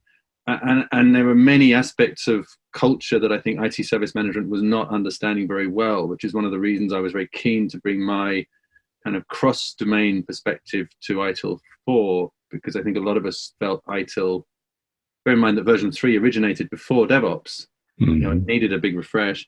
And that example of tickets absolutely is true. I mean, people sort of see this negative perception that, to get infrastructure, we used to have to raise a ticket and wait 3 weeks. Now we can log on to a software-defined infrastructure tool, and we can create it right away, and it's all delivered on cloud. And absolutely, I mean, one of the, we sometimes, I think the heritage of IT has created these, these impressions, not in a vacuum, they're not false impressions sometimes. But I mean, ultimately, what is it? A ticket is just a data record that represents a piece of work. And a lot of the work we've done around developing systems at BMC has been to try and sort of take away this, this old way of very sort of skeuomorphically presenting a form to somebody who did all the fields on that piece of work, all the things about that. And I wrote a blog on this a year or two ago where I likened it to an old taxi booking service I used to use in California if I flew to work, where you had to kind of fill in about 3 pages, box. All those things are important pieces probably for the taxi operator. But, this is the world where I can open up my smartphone and press one button and get a taxi. I don't have to care about all that stuff. Likewise, I think where we've had to move on is to sort of, what we've had to learn as a community on the service management side, and maybe, have to convey more to the DevOps world, is that, that we all record units of work. We just don't have to necessarily present it in such a complicated way. And we can, we should focus on the actual flows and the people, and not this sort of big ticket data problem. We probably still want to know that you're deploying infrastructure, but we don't have to make you fill out a great big form to do it. Well, and software engineers kind of think in terms of Kanban cards and stories and epics, applying agile kind of things. Have some of those concepts then creeped into the idea around tickets within ITIL 4? Is there some intersection of those ideas at all? Yeah, I mean, go ahead, Akshay. Oh, I was going to say, in general, I think we definitely had a lot of inspiration across the entire ITIL 4 contributing team, whether architects, authors, reviewers, etc. There were definitely a lot of people who pulled on a lot of lessons learned from the world of agile software development, of DevOps, and of Lean, and we try to incorporate a lot of that thinking into ITIL 4. It may have been there in ITIL version 3, but it possibly wasn't at the forefront. It wasn't embedded at the heart of the framework. But what we did with ITIL 4 was to say, look, these are important. We need to be able to reinforce continual improvement. We need to be able to reinforce elimination of wasteful work. We need to reinforce, that we're working in complex environments, especially as we're working in environments which are at this level of service management is a mix of human and non-human interactions, and that is inherently complex, and we need to reinforce things like iterative progression and the role of feedback in such a system, and so on. So we brought a lot of those lessons in, whether that was at sort of very foundational models that we used in subsequent publications to present and frame certain arguments, or whether that was highlighting specific techniques like Kanban or I'm drawing a blank, sorry, I haven't had enough coffee, but highlighting specific techniques like Kanban and others in other publications. So there's another publication called High Velocity IT, and coincidentally, John was a contributor to that as well. And in that, we talk about how certain techniques can be used to meet certain objectives in high velocity service organizations, like fast development or creating faster feedback loops at the service level. Sure, we have it at a technical level, but we also need to be able to mirror that or replicate that in some shape or fashion at the service level. So we definitely try to bring in as much of that thinking, foundational thinking from lean and agile and other best practices or emerging practices, and bake that into ITIL 4. But for the specifics on how we did that is with queuing and swarming and so on, that's a lot of the stuff that John helped author. Yeah, awesome. And I think one of the biggest, I mean, taking a step back from just the concept, the rethinking about things like tickets, one of the things I'm very happy with, and one of the reasons I was happy to really get involved with ITIL 4 was that it's shifted a lot of thinking, and again, learning from DevOps and Lean in particular, and making us think much more about value than process and control. And of course, that's, that's been a challenge for us to position that we're thinking that way, but ultimately, I want to sort of talk the positive things. I talk to developers in the DevOps world who see huge value in people taking some of the legwork off their workload. So what we all know that those developers are delivering the most value if they're innovating, they're developing.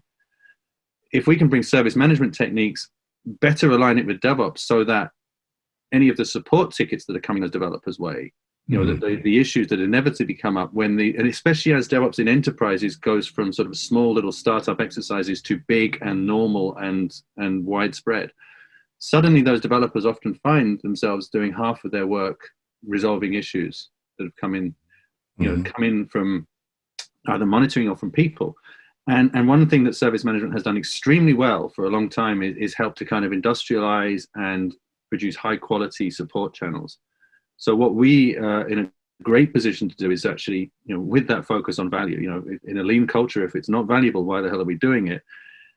By kind of moving on from some of the old concepts, but taking all the things we've done very well and working with the DevOps community with a much better understanding of the way they've learned, drawing off their lessons, but at the same time pushing the fact that there is huge value that we can deliver to help them do what they do, then suddenly this IT service management and the ITIL framework are in a much better position to help those things. And I'm seeing people who were very skeptical before now saying, actually, this is helping to unlock their organization's confidence and give them that ability to go faster with DevOps.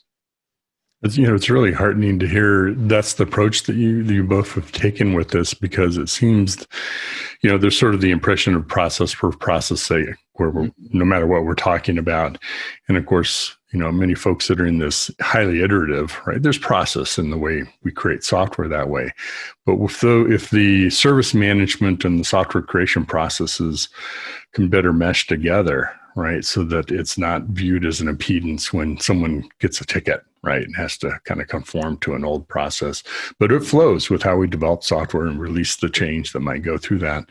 I think that maybe that's that continuity that we start to see between ITIL and DevOps and Lean and Agile to help everybody see how it can benefit what we're doing. I remember a conversation with a gentleman called Greg Sanker, who's the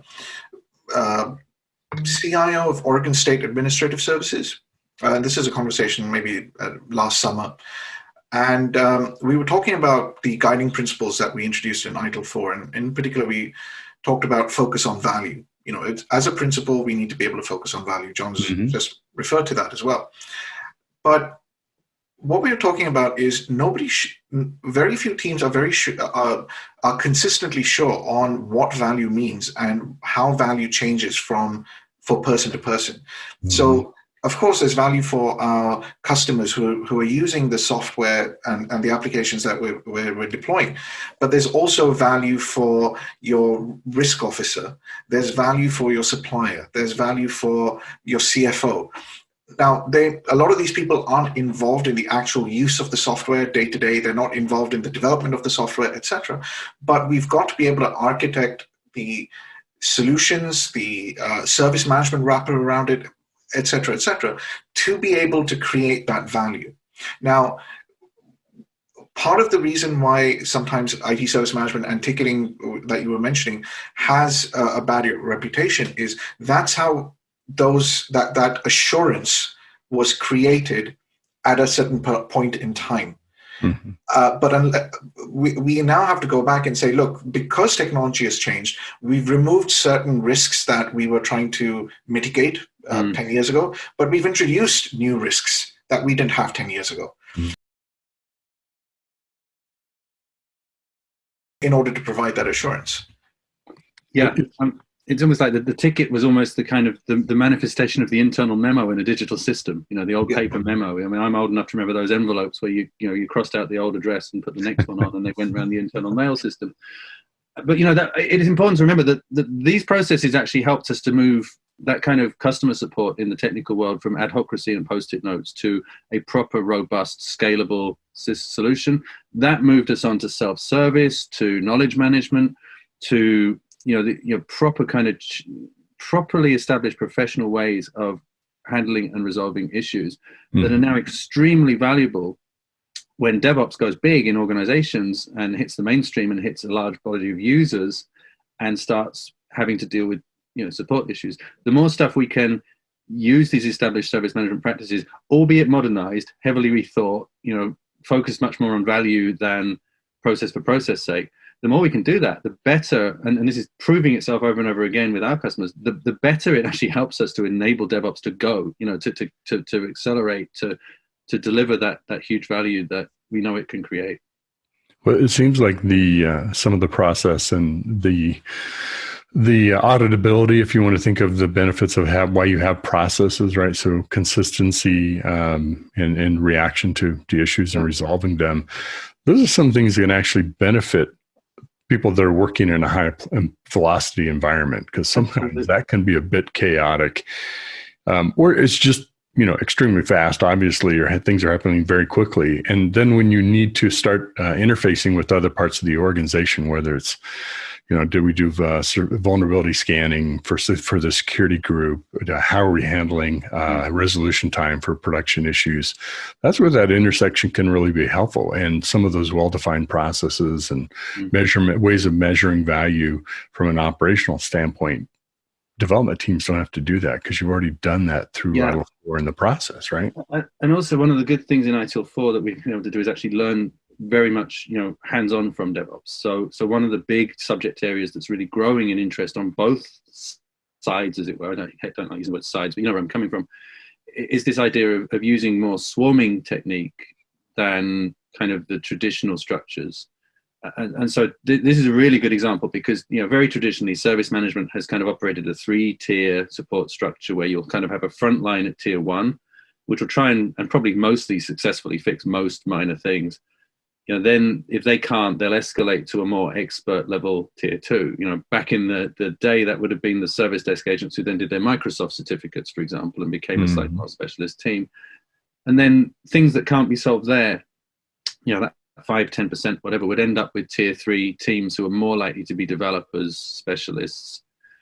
There's nothing wrong with having those teams, but what is wrong is a couple of things. The first is that issues can often take a long time to get to that team because what we're effectively doing is putting queues in the way. So it goes into the tier 2 queue. Someone then has X hours or days to pick it up, so it sits in that queue. It then goes to tier 3 and sits in a queue. And by the time it's got there, we've already got an angry customer, even though everyone might have met their operational agreements. The other thing that happens is the sort of ping pong effect where, if it goes to a tier, these things that get, especially to the tier 3 level, they might need input from several development teams. They might need a database team to have input to it. They might need a network team, whatever. And with these kind of traditional silos, although they're, if the ticket's not going to leave that silo, it's absolutely the right place for it to be. If the issue, I should talk issues, but things ping around and you end up with problems like champions emerging, who's the one person everybody knows can fix it every time, and so they pay their mortgage off in overtime, but they always look a bit unhealthy, and then they leave the company and everybody's in trouble. So swarming has helped us. Actually, it really is taking much leaner techniques. It's about sort of being more dynamic in the way things are brought together as a team, tearing down some of these silo structures, and in particular removing queues of unfulfilled work in progress. So now Describe we're for us. really learning directly from lean, really learning directly from the DevOps focus on having much better flow and reducing handoffs, and in particular not letting things build up in queues. For someone that's not familiar with swarming, describe how that would work in this context. Okay, well, I mean, at BMC, we've done this in our own customer service team for a while, and what it effectively means is a couple of things. You'll always have the most severe issues have always pretty much been swarmed everywhere, and that's everything's on fire, so we'll get everybody we need into a room and we'll sort it out, and so that's always kind of been the most basic form of swarming, even though we haven't really called it that. And that's not really where the novelty is. For us, the novelty is we've collapsed that tier 1 and tier 2. So instead of having that kind of chain where somebody fairly qualified takes a look, and then if they can't fix it, somebody more qualified takes a look, we kind of put those two people together. And instead of waiting for things to trickle through queues, we look at the things as they're coming in. Those support people will maybe every hour just look at what's coming in that hour and be very reactive. We can fix those 3 things. We'll just get it done. We'll qualify the rest very well. And you get this lovely sort of information sharing between the 2 levels as well. So they learn from each other. I think pair programming is an interesting analogy from the modern software development world. But so that actually increases the flow very, very significantly through those first, it gets things fixed quicker and it increases the throughput. Then when things do go to the sort of the tier 3 product specialist groups, they're not allowed to start assigning it around other tier 3 groups. So if they've got one of these more complicated issues, instead of doing that, they'll pull together a group of people into a swarm and work it that way. And they've got a lot of leeway to be very self-organizing, which again probably doesn't sound like the impression that service management of old has given. So it's not that rigid, that they will figure out what works best for their team. So we have some teams hold 3 sessions a day at fixed times and people can come in with issues. We have others that spin things up on a more ad hoc basis. But the interesting point is there, again, things are not going from bucket to bucket, queue to queue. They're being owned by the person who kind of who takes command of them. And we've found there's really great engagement, people coming together in what, in a Microsoft Teams session or on a call or face-to-face way back when. And again, it looks a lot more like the kind of practices that have evolved in the DevOps community. So again, we're learning to sort of focus on delivering the value rather than focus on adhering to a predefined rigid process. Mm-hmm. Jump in there, Akshay. I know you were I think it may have stepped on what you were going to say, so jump in. Oh no, I think it works. As John was saying, back in the day, or probably even still to this day, every time there's a like a priority 1 incident or a severity 1 incident or one of those really big thing, everything's on fire type of thing. We used to call it a war room back in the day. We used to have conference bridges back in the day. So that technique was perhaps limited in its application, but we're now starting to see how that same technique is being, if you will, scaled down or scaled down to the appropriate size and being used across the support organization and not just limited for use to, the buildings falling down type of issues.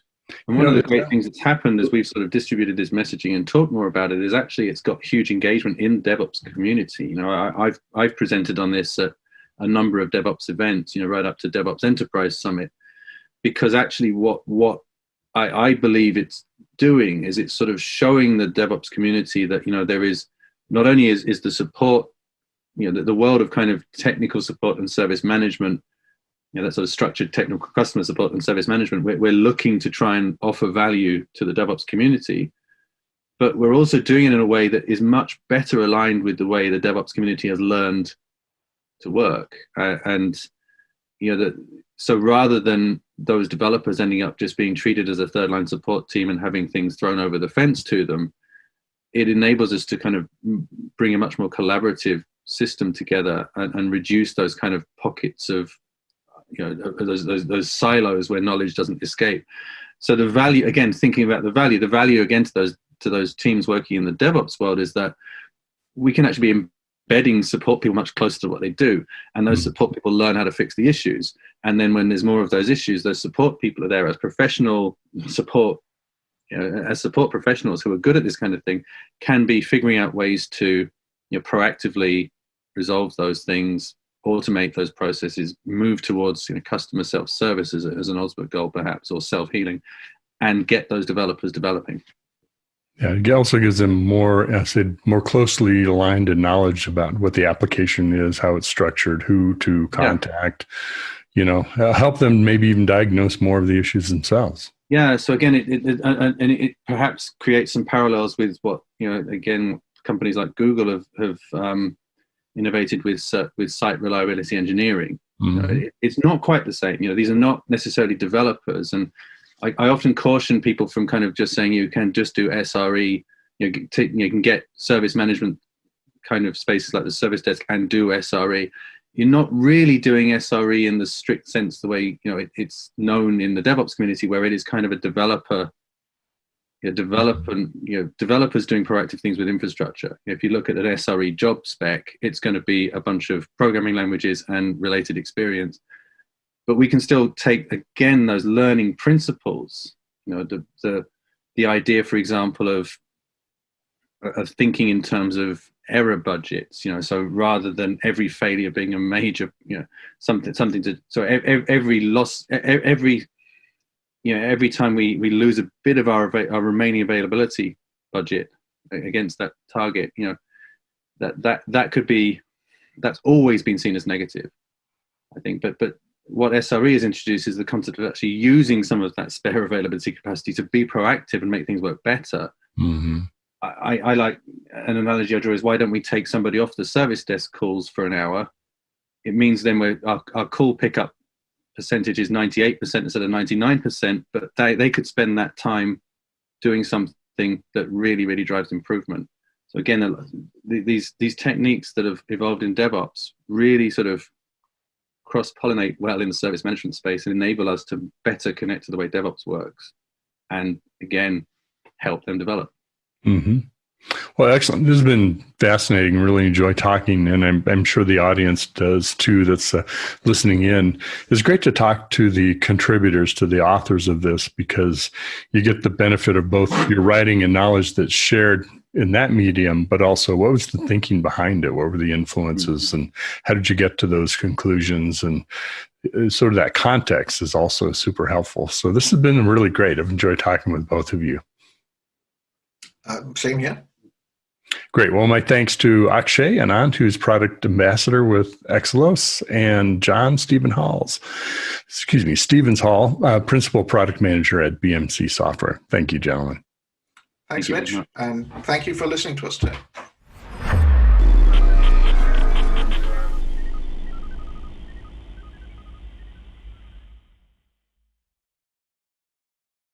DevOps.com is the #1 online destination for DevOps education and community building.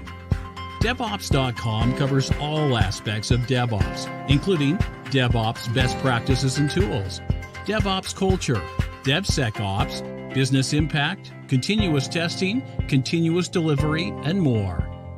DevOps.com has the largest collection of original DevOps content, featuring breaking news, blog posts, podcasts, and more. Visit www.devops.com to learn more. DevOps.com, where the world meets DevOps.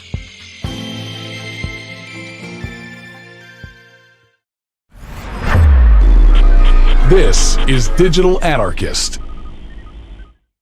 Well, I'm happy to be joined by Stuart Foster, who's product manager with Perforce, and Steve Howard, static code analysis evangelist, and I think a lot of other things too. Does a lot with Perforce. So welcome, gentlemen. Good to be talking to you today.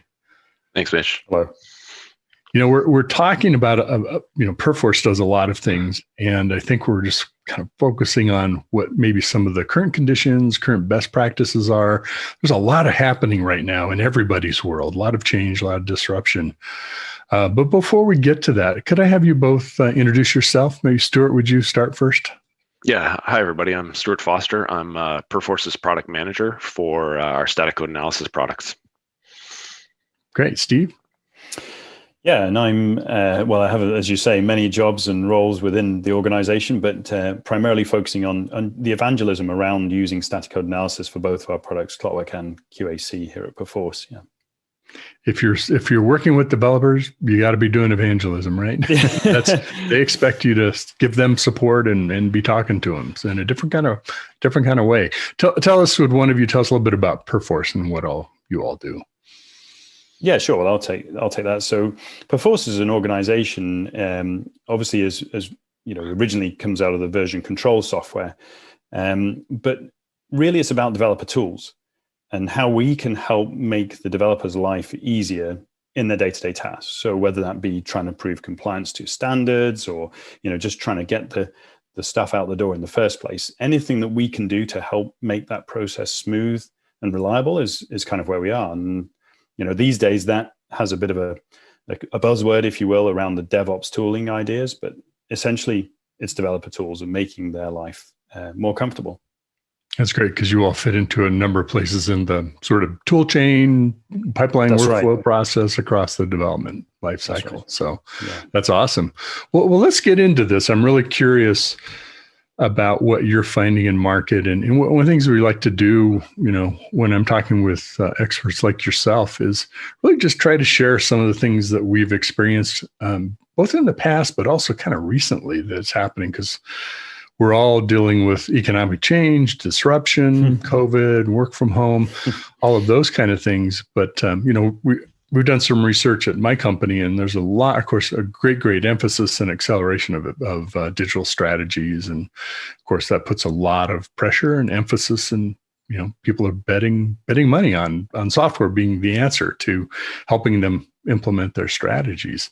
Are you seeing the same kind of thing, that acceleration of digital transformation and elevation of software projects? Yeah, we're seeing that, across the board. Even in our own company here, a lot of us have transitioned to work from home, and then you have to start thinking about the considerations for that, right?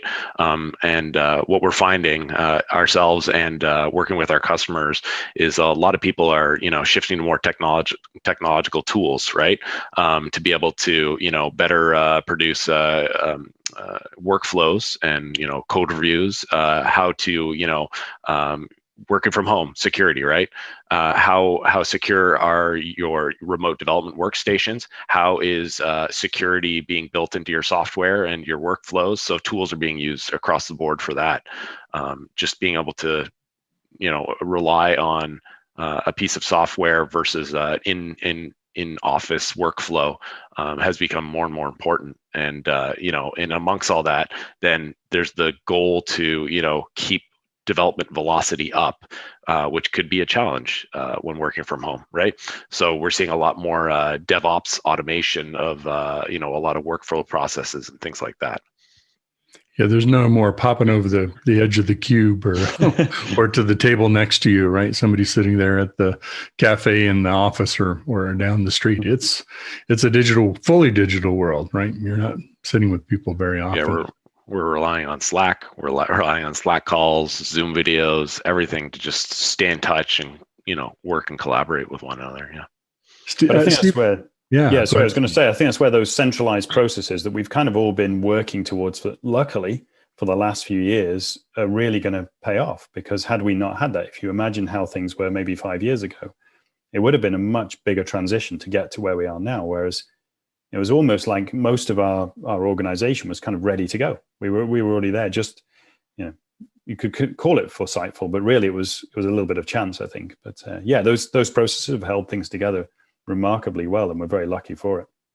Nobody would wish, of course, something like COVID or a pandemic on any of us. But if you look back, I think back of when we were virtualizing things and developers were starting to be able to just create a fully self-contained environment to develop on their laptop. I saw people working on planes, right? First time I saw somebody writing code on a plane. That's awesome. But so many things. And then, of course, adding the cloud and all the services and software and tool chains and pipelines that we can create now. I think we're lucky if you were going to have something like this happen. Now is the time where we can actually continue to be productive and put more emphasis and more pressure on ourselves to deliver software. So you agree? Yeah, absolutely. Yeah. Sorry, sure. We agreed at the same time. That was great. But you're right. I think like some of it, it's a little bit accidental. But as you mentioned, setting up the development workflow, to be able to do it on a laptop. People are shifting their hardware. They're removing their hardware and going to the cloud, right? So it's kind of been like an expansion and a reduction, all just naturally. But also, you think about DevOps, and there's also cost savings to be had by not having to have these footprints, not having to worry about these things. So this could be, in some ways, pretty revolutionary or changing for development costs for a lot of companies. Steve, you were going to jump in there. Anything, Dad? Yeah, no, exactly the same. I think the fact is that a lot of that infrastructure is being built up, and the idea of being able to run our development pipelines kind of in a cloud environment or whatever, and having that all ready to go just meant that we didn't have to pick up ginormous workstations. I remember back in my days of developing in aviation software, we used to literally have, Unix boxes stacked up on the side somewhere that we had to go and log in on each one and run our testing for each single.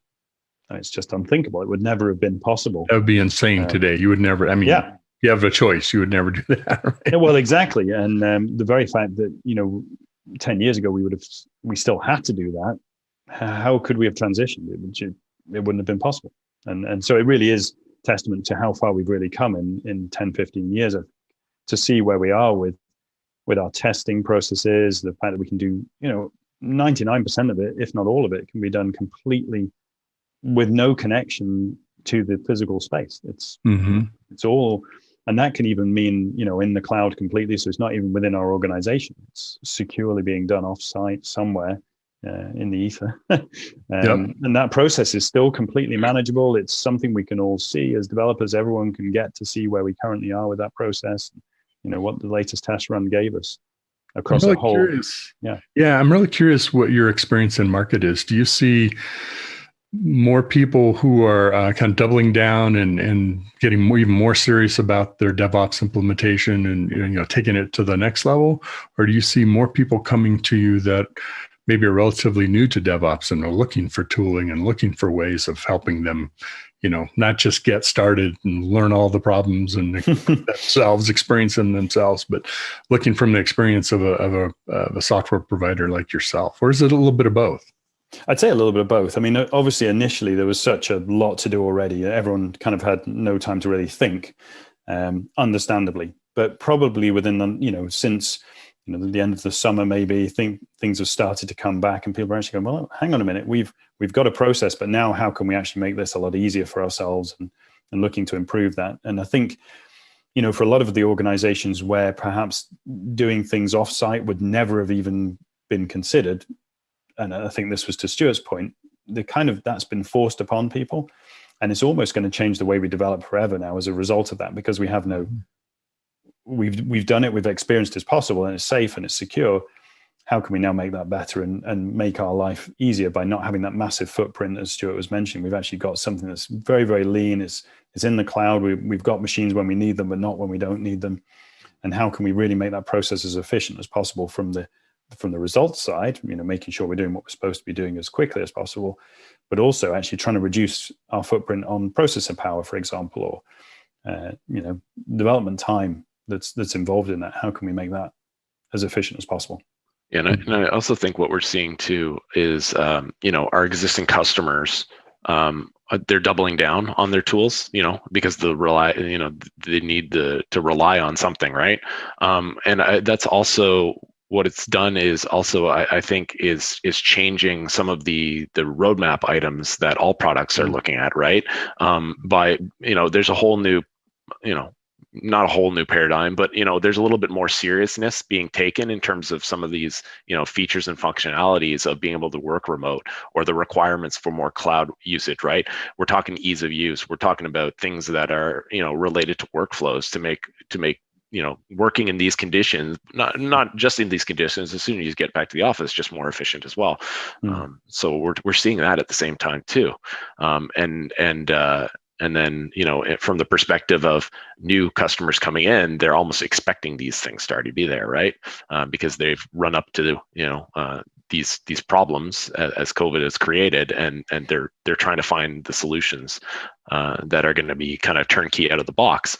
And also, we've been talking with various analysts related to our product, but it seems as though the analyst community itself they're seeing the requirement for ease of use in DevOps becoming more important as well at the same time. I think that may be also in part the expansion of DevOps into the organization. You may have had a core group of teams that were really taking the challenge of DevOps and implementing it, and now how does the rest of the organization do the same thing but accelerate their adoption of it? Yeah, and I think also a lot of development groups or within a single company, you may have a security team, you may have a development team, you may have a live ops team.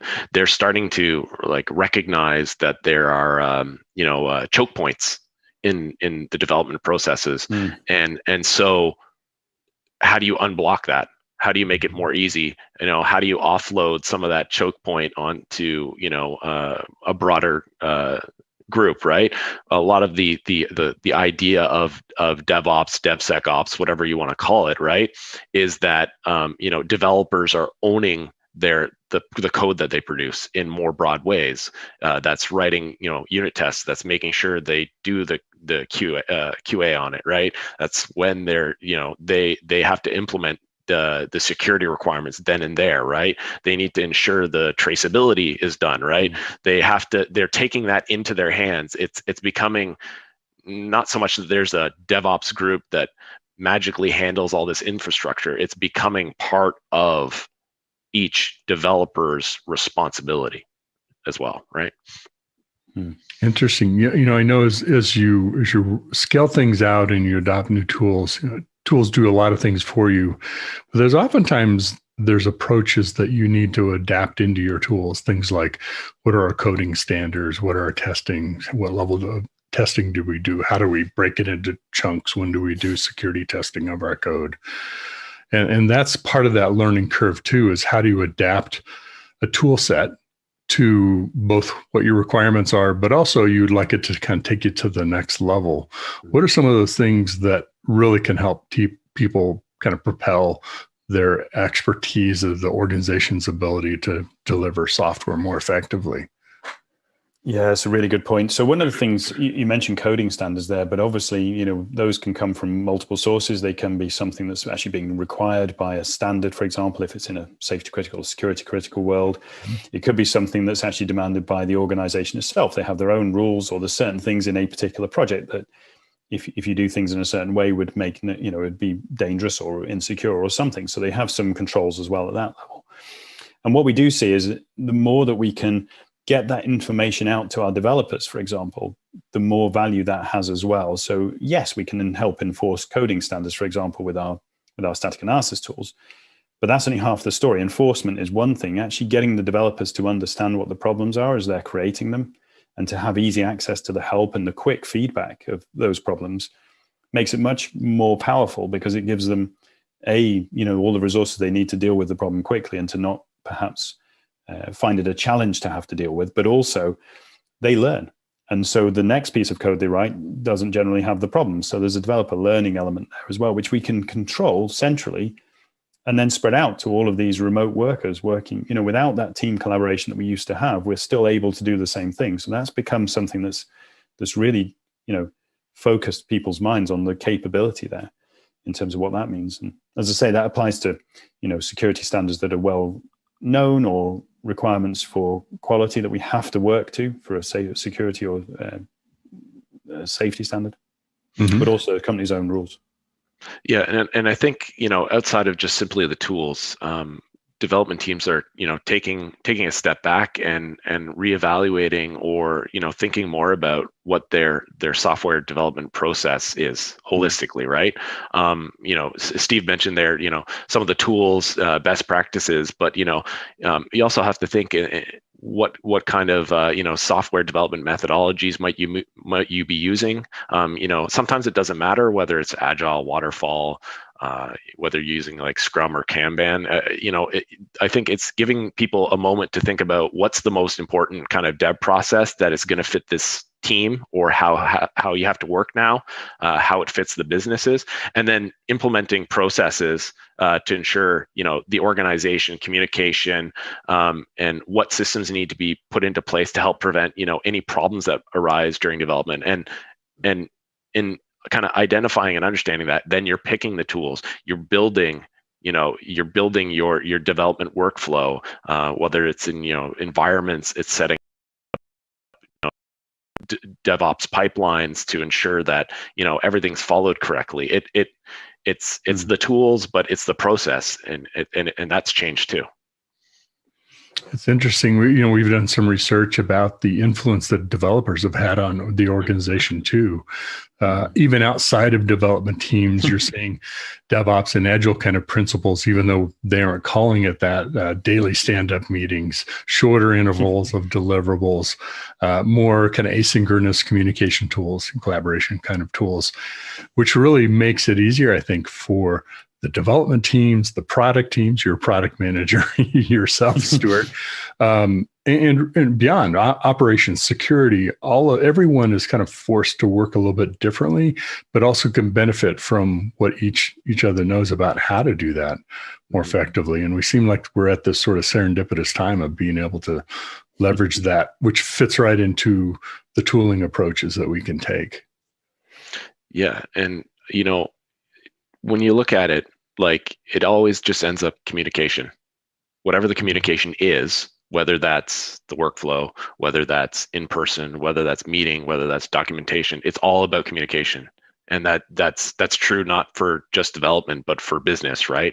Developers working, with other groups, marketing, sales, everything. It's all communication. It just keeps business running, and that's kind of the funny kind of perspective that may not necessarily be outright visible by simply saying it's communication.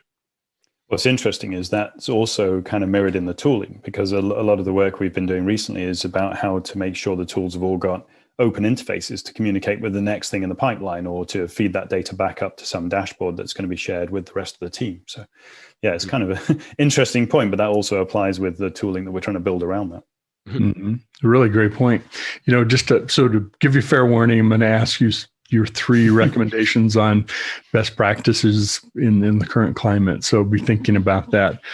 I was thinking about your comment, Steve, about being able to better integrate tools together, and then taking the data from the tool sets, the pipeline of the process that we're going through, and the pipeline of work. There's so much value in that data that sometimes ends up as exhaust or on the cutting room floor, right, to use 2 different metaphors. But that information could be extremely valuable, putting it into dashboards, feeding it into continuous improvement processes, shortening the window for getting feedback for, here's a security vulnerability or a coding standard or some kind of an error that you can fix in minutes instead of days and weeks and sometimes months, right? There's the security audit at the end of the release is much easier because you've already gone through so much of it. Those can all be things that can help us. So I gave you a little bit of time there to think about your 3 best practices. I did my best job of stalling that I could. So who would like to go first? What would you recommend people consider today? Yeah, I'll go. I want to reinforce that message of figuring out how you're going to work as a development team, develop that communication, right? And that's using your tools. I think in the world of remote work from home, having kind of a common language, again, back to communication, of how each developer's system set up. So common environments, they should be using as close to the same setups as possible, so that when one of you is running into an issue, it's easier to get that information across, right? You're not going to have to install something obscure because somebody's using something obscure. You should all be trying to talk and use the same tools, so you're all speaking the same language. That allows you to have that velocity that you could otherwise lose. And in this world too, security hasn't been more important than ever. Security is more important than ever. So think about securing, your dev processes, developing secure software. It's going to be very important. And those are kind of my three. Okay, great. All good ones. Steve? Yeah, and I'd add to that. So my three would be, first of all, to automate, take the process away from, the day-to-day effort of the development teams and organizations around them. So yeah, that's the first one. Report. So that's the communication piece, I guess, but get the information to the right people at the right time, and hopefully the right sort of time window. And then shift left. So then we make it more efficient. Then we look to where we can try to remove the fat in the process and take away the time that was wasted and try and move it to the right position in that process. So yeah, those three in that order. Okay, excellent. I'm curious what you both think will be some of the things that will stay with us, the things that will last past a forced work at home, forced work remote. Maybe people are returning to the office, maybe they aren't. What do you think some of the things that will stick with us? Because it wasn't like we're doing this for 2 weeks and then we just go back to the office. This is an extended period. We're developing new habits. We're changing how we're working. Why go back sometimes, right? What are your thoughts? I think you're going to see a lot of these workflows stay around. I think the reliance on the numerous tools to keep velocity up and reduce and automate are just going to stick around. You don't want to be wasting time on trying to get something to work. It's easier to just simply automate it and get out of your hands, so that at least from a development perspective, you can just focus on what's important, which is coding the feature, getting the product out the door, right? Those are going to stick around, and I think the tools over the course of time are just going to keep reinforcing and strengthening that kind of automation pipeline. Yeah, no, and I think from my perspective, just to add, the one small piece that is the cloudification essentially of the processes. So I think people will stop having the premises to host great big server racks in, and that's just all going to move off-site, off-premise, outside of organization for sure.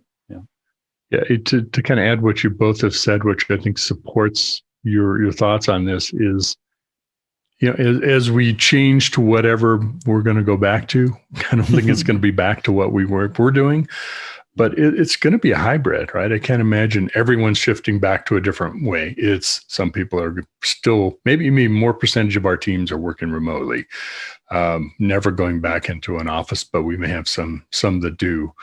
We broaden the reach across the globe of the people that we're working with, the product and tool vendors that we're working with. Those things aren't going to change, right? We're going to stay doing that. If we found something that works better, you're going to stick with it, right? So you're going to stay in the cloud, push more in the cloud, right? And leverage some of the automation, the processes that you talked about, Stuart. Well, this has been really fascinating. Love to have you both back, have you guys back, and we can talk some more about, I want to delve into static code analysis evangelist, your role, Steve, get into some of that, which I know you all have some of your products do, and into security and to some other areas within the software pipeline. But this has been really great. Really enjoyed talking with you both. No, it's been a pleasure. Thanks, Mitch. Goodbye. You bet. We'll see you soon.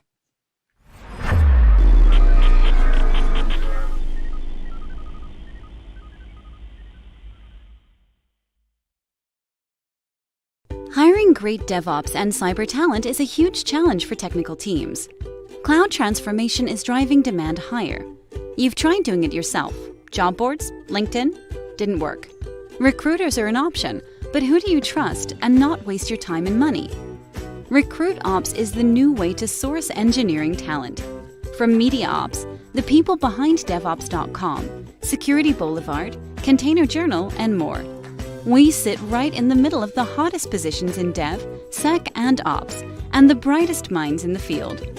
If you're looking for a great position or the talent to fill it, we can help you. Trust us, risk-free.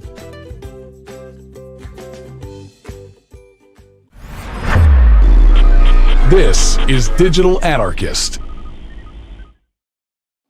Well, I have the pleasure of being joined by Brian Singer, who's Chief Product Officer with Noble9. Great to be talking with you, Brian. Hey, Mitch. Super happy to be here. Thanks for having me. You bet. I'm excited to get to some of the news we have that you're here to talk about. But first, let's learn a little bit about you. Tell us about yourself and about Noble9. Sure. So I'm the Chief Product Officer at Noble9. Before Noble9, I started a few different companies and also spent some time at Google. And through those experiences, got very interested in how reliability ties into how a customer experiences a product. I've been on both ends of that, both as a user of products over time and also as somebody in charge of the product and responsible for the reliability, and have come to understand that that's something that really drives customer satisfaction over time. So Noble9 is a company that we started to focus on helping organizations establish clear goals when it comes to reliability and measure those goals and sort of make it something that's woven throughout the fabric of the product and the company. Fantastic. What a great space to be in. Operations is cool again with SRE and SLOs and a lot of great things, which is awesome to see such a vital, important part of our business. Well, tell us about the announcement. It just happened within a couple of days ago. What's happening? Yeah, so we've been working on the product pretty heads down for about a year and have had it in the hands of early beta customers and testers and evaluators, and have been iterating on that feedback with the goal of opening it up to more folks. And so we're very excited to announce that we have now pushed that into open beta. So we're taking pretty much anyone that wants to try the product at this point. We're not a GA product yet, and as a company that's focused on measuring reliability, obviously we have to be very reliable ourselves. So we're cautious when it comes to rolling something out into general availability, which is why we have this open beta period. But we're sort of at a point where the feedback that we've been getting from customers is, hey, we want to get this, we want to roll it out into production. We're ready to go. So we're really excited to have this in the hands of more organizations, and we're excited about the impact that it can have for people. Not just in terms of helping them make their own products and systems more reliable, but also really in improving people's lives. Alex Hidalgo, who is part of our company, says that SLOs and reliability, are something that can improve folks' lives, because you're not sitting sort of in fear of the pager, and you have a really good understanding of how the dependencies in your system works and what drives reliability throughout your product and throughout your business. So that's what we're really excited about in terms of the announcement. And we're hoping to have this beta period go pretty quickly, and then roll this product out to GA. Yeah, Alex literally wrote the book. He is the expert. So congrats to you. He's been on before. Very excited about being at Noble9. So he's jazzed about me being with you folks. Well, tell us some more about the product. So this is a service level platform for implementing service level objectives. And he and I talked a lot about that, and sort of setting metrics and objectives is a process you have to learn, right? And certainly tools and systems that can help you with that, I imagine, is where you're trying to hit the mark on. Yeah. I mean, SLOs start with people, right? They're really about people understanding the systems and setting the goals. But the tooling can be incredibly important in making that process go smoothly. So there's a few things that we really focused on in building the product. One was to have a very developer-friendly experience. So the product itself is both usable through a GUI, but also everything that's in the GUI can be done through a GitOps flow. So many customers, choose to really create SLOs as code, slows as code, we like, as we like to say, and slows as code. Okay, I've heard that before, but like it. yeah, and you should be doing that if you aren't already. But then the objective in terms of reliability is something that can get checked in along with the service definition, so that anyone who is trying to support the product or understand how that service is running or supposed to be running has a very objective view of it. And then it's something that's versioned. And as you improve that over time, as you improve your understanding of the service over time, you have a change log and you have reviewers, and you have all those things. So that was something that was important. The other thing is transparency. As organizations move to sort of more service-oriented architectures, I'm sure you've talked about here in depth, you have team ownership of these services, and you have a lot of dependencies between services. Establishing clear reliability objectives and making them visible and transparent throughout the organization to engineers, other engineers, product managers, and management is something that was really core to how we built the product as well. So that's why I think we're a little bit different than maybe some other monitoring products out there. We're focused entirely on the question of how reliable are my systems, and that data, really the third pillar for us, that data comes from a variety of systems. Your metric system, of course, but logging systems as well. And we have customers that have really critical reliability data that just lives in a Postgres database somewhere, right? You have to be able to just query that out as well. So bringing all of those various sources together is really the only way we've found that you can get a comprehensive view of reliability. Mm-hmm. There's, with automation and so many things like that, we have such a proliferation of data exhaust that kind of comes off the DevOps workflow, and tools like Datadog and New Relic and Prometheus, and the list could go on and on, right? It's one of the key things, though, I learned from Alex is, it's not about having a bunch of metrics. It's about having the right few metrics. Exactly. And, is that something that you've focused on, of helping people identify that, or at least focusing on those in how you're reporting it? Yeah. So again, there's the human element to it, understanding how your systems work and really how the customers are using the product. No product I build can ever tell you how your customers are using the product, better than you would know yourself.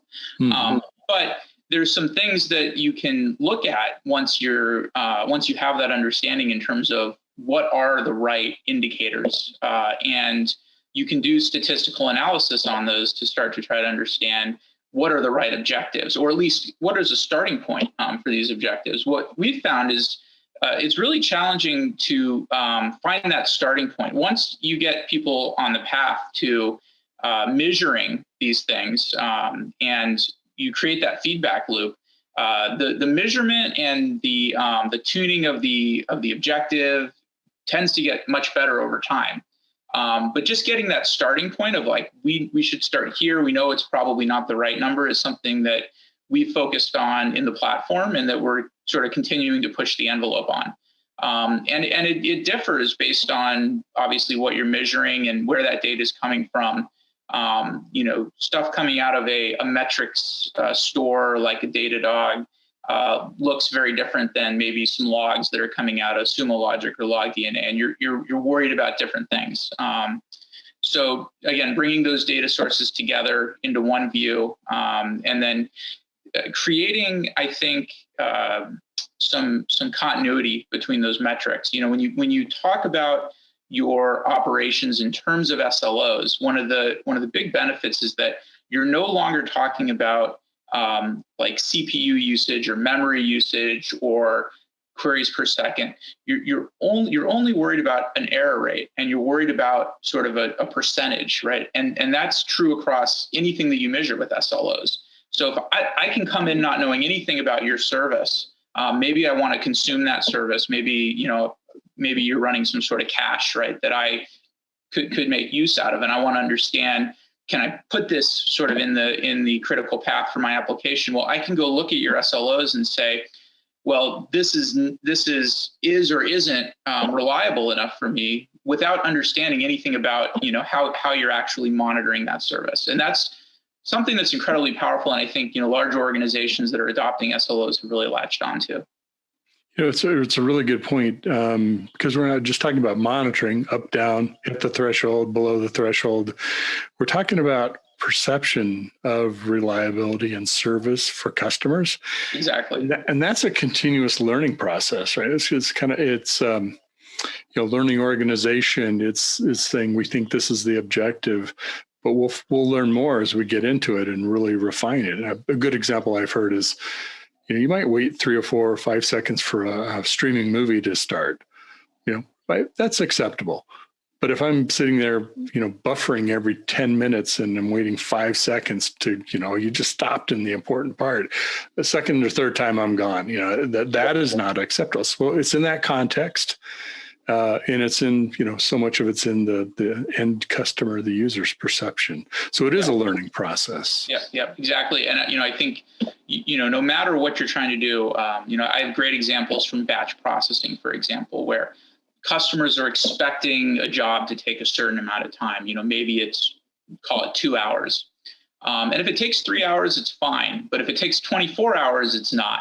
And if that happens once, they're probably okay with it. And so you can start to see that, okay, we can create a threshold here. Maybe it's 2 or 3 hours. It doesn't have to be exact, right? And we don't need to hit it all the time. But if, half the time you're not meeting that threshold, then you have a real problem. And getting that clarity in terms of how you're going to prioritize your engineering resources to understand, are we good enough? And on the flip side of that, maybe we've spun up so much infrastructure to run that batch job that we're just, we're blowing customers' expectations away every time. Well, that's not great either, right? Because that's probably eating into your margin. So you want to be good enough that you're meeting their expectations, but you don't want to be in a position where you're spending a ton of money to exceed those expectations continuously with really little or no return in terms of customer satisfaction.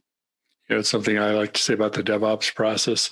More releases per day, per hour don't matter if they aren't the right things, right? And so you're talking about how do you focus on the right results or outcomes. Exactly. Tell us a little bit about what form is this in? Are we talking about, open source software? Are we talking about a SaaS kind of service? Are we talking about on-prem, only in the cloud?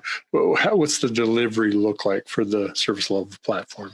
Yep. So we're a SaaS service today. We give you obviously a user interface as well as an API that you can push YAML to. And we have plans in the future to extend that to an on-prem or maybe like a bring your own cloud model. So we're entirely built in Kubernetes with minimal dependencies on the cloud provider. It's hard to take no dependencies on a cloud provider, but I think one of the interesting things to do today is make those trade-offs between, hey, I can use the service and what would it cost me to re-architect now if I wanted to move from provider A to provider B. So that's something that we have a lot of fun with, sort of making those trade-offs. But the plan is eventually sort of make it available where customers want it. Mm-hmm. Excellent. So this is not a trick question. I'm really curious, given you're an SLO-centric company, I mean, that's what you're about with your platform. I can imagine you probably have implemented some of those things yourself. It's early in your product lifecycle, right? Open beta. Are there some learnings you've had already from SLOs in Noble 9? Yeah, definitely. And I think one of those learnings is even when we know what we're doing, it is still incredibly difficult to get started with SLOs because systems are complex. And so, what we've tried to do is we've tried to really identify those customer journeys that matter and then tap the systems that are in that critical path.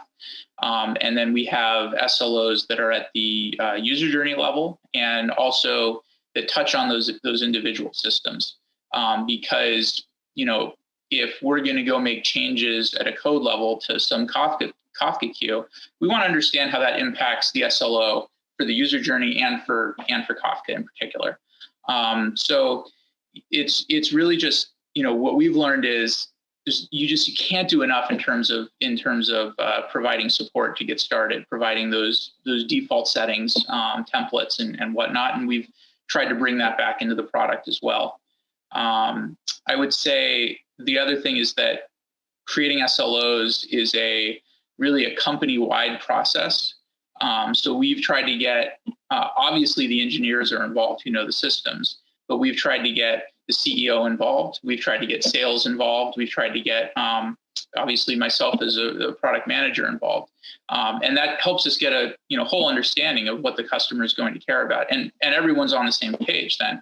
When, your salesperson is saying, hey, can we just ship this one feature for this customer, and it's going to help us close the deal, right? If that's going to impact reliability, you can go back to them and say, well, this is what we agreed on for reliability. You told me that customers need it to work in this particular fashion. And if we do this, right, we're going to be at risk of breaching our SLO.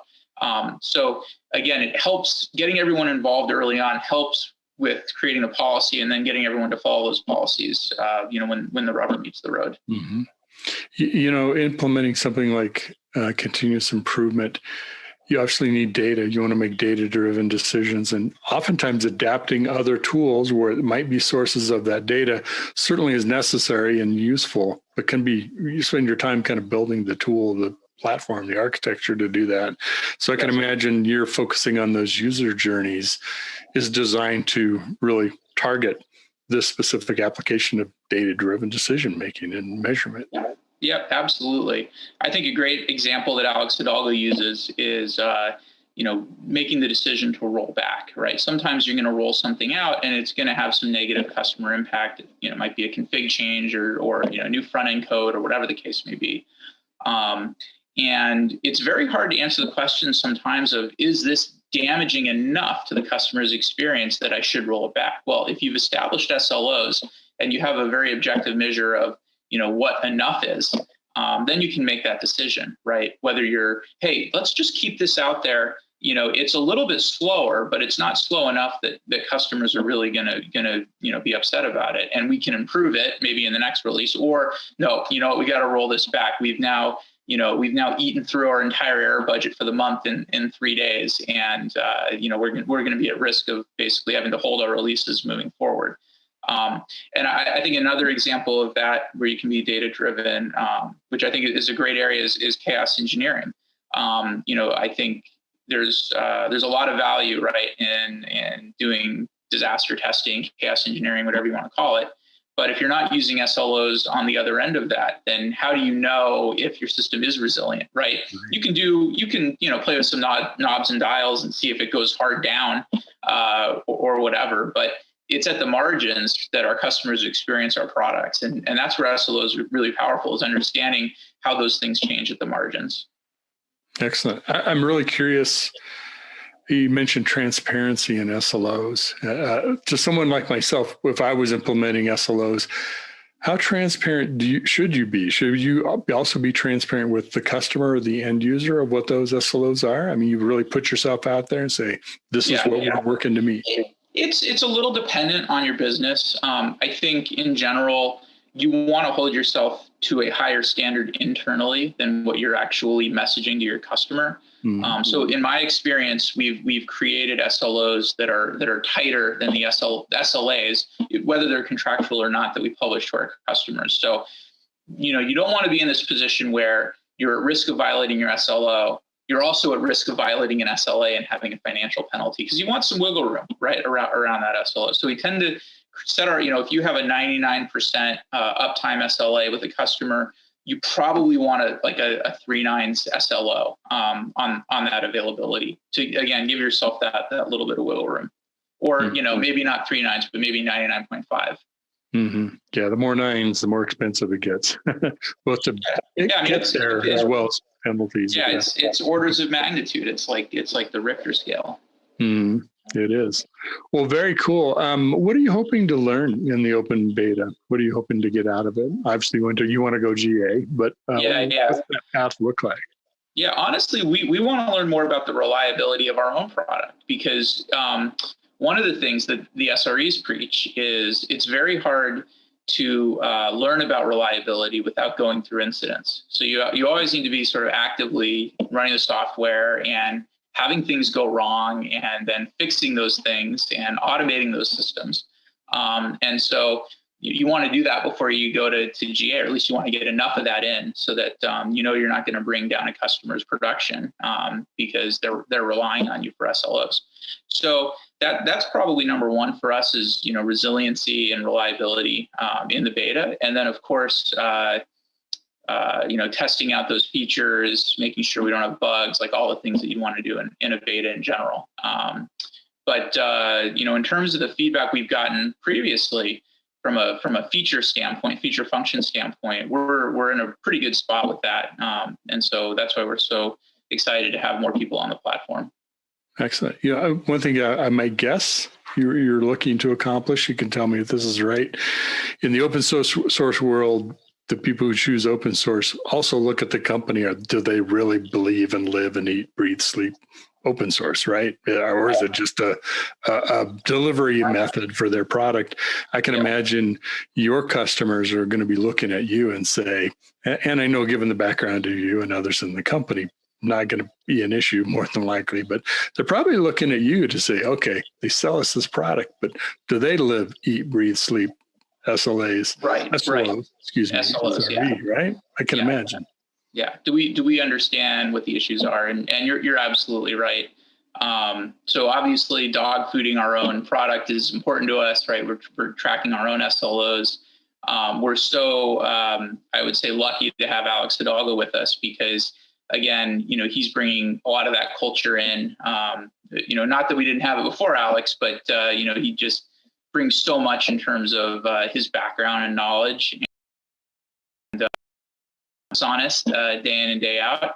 So it's, it is something where, again, everybody from sales to the CEO is totally bought into the culture of reliability and SLOs. And, my personal feeling is that, reliability is one of the most, if not the most important features of a product like this. And so you have to measure it just like any other feature. And it's something that customers evaluate you on. Well, great. Where can folks find out more, get involved in the open beta with Noble 9?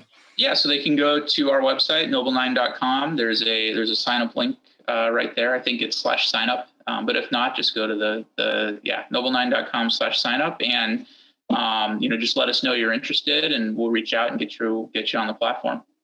And Noble 9 is NOBL number 9.com. Correct. Just like on the shirt. Just like on the shirt. Hey, if you're paying attention, it's on the shirt. Well, hey, I wish you the best. It's a great area to be in, and I'm sure you're going to learn a lot, but congratulations on getting to this stage of the company and the product. Thanks, Mitch, and thanks for having me on today. Appreciate it. Absolutely. It's been a pleasure talking with Brian Singer, Chief Product Officer with Noble 9. Go check it out.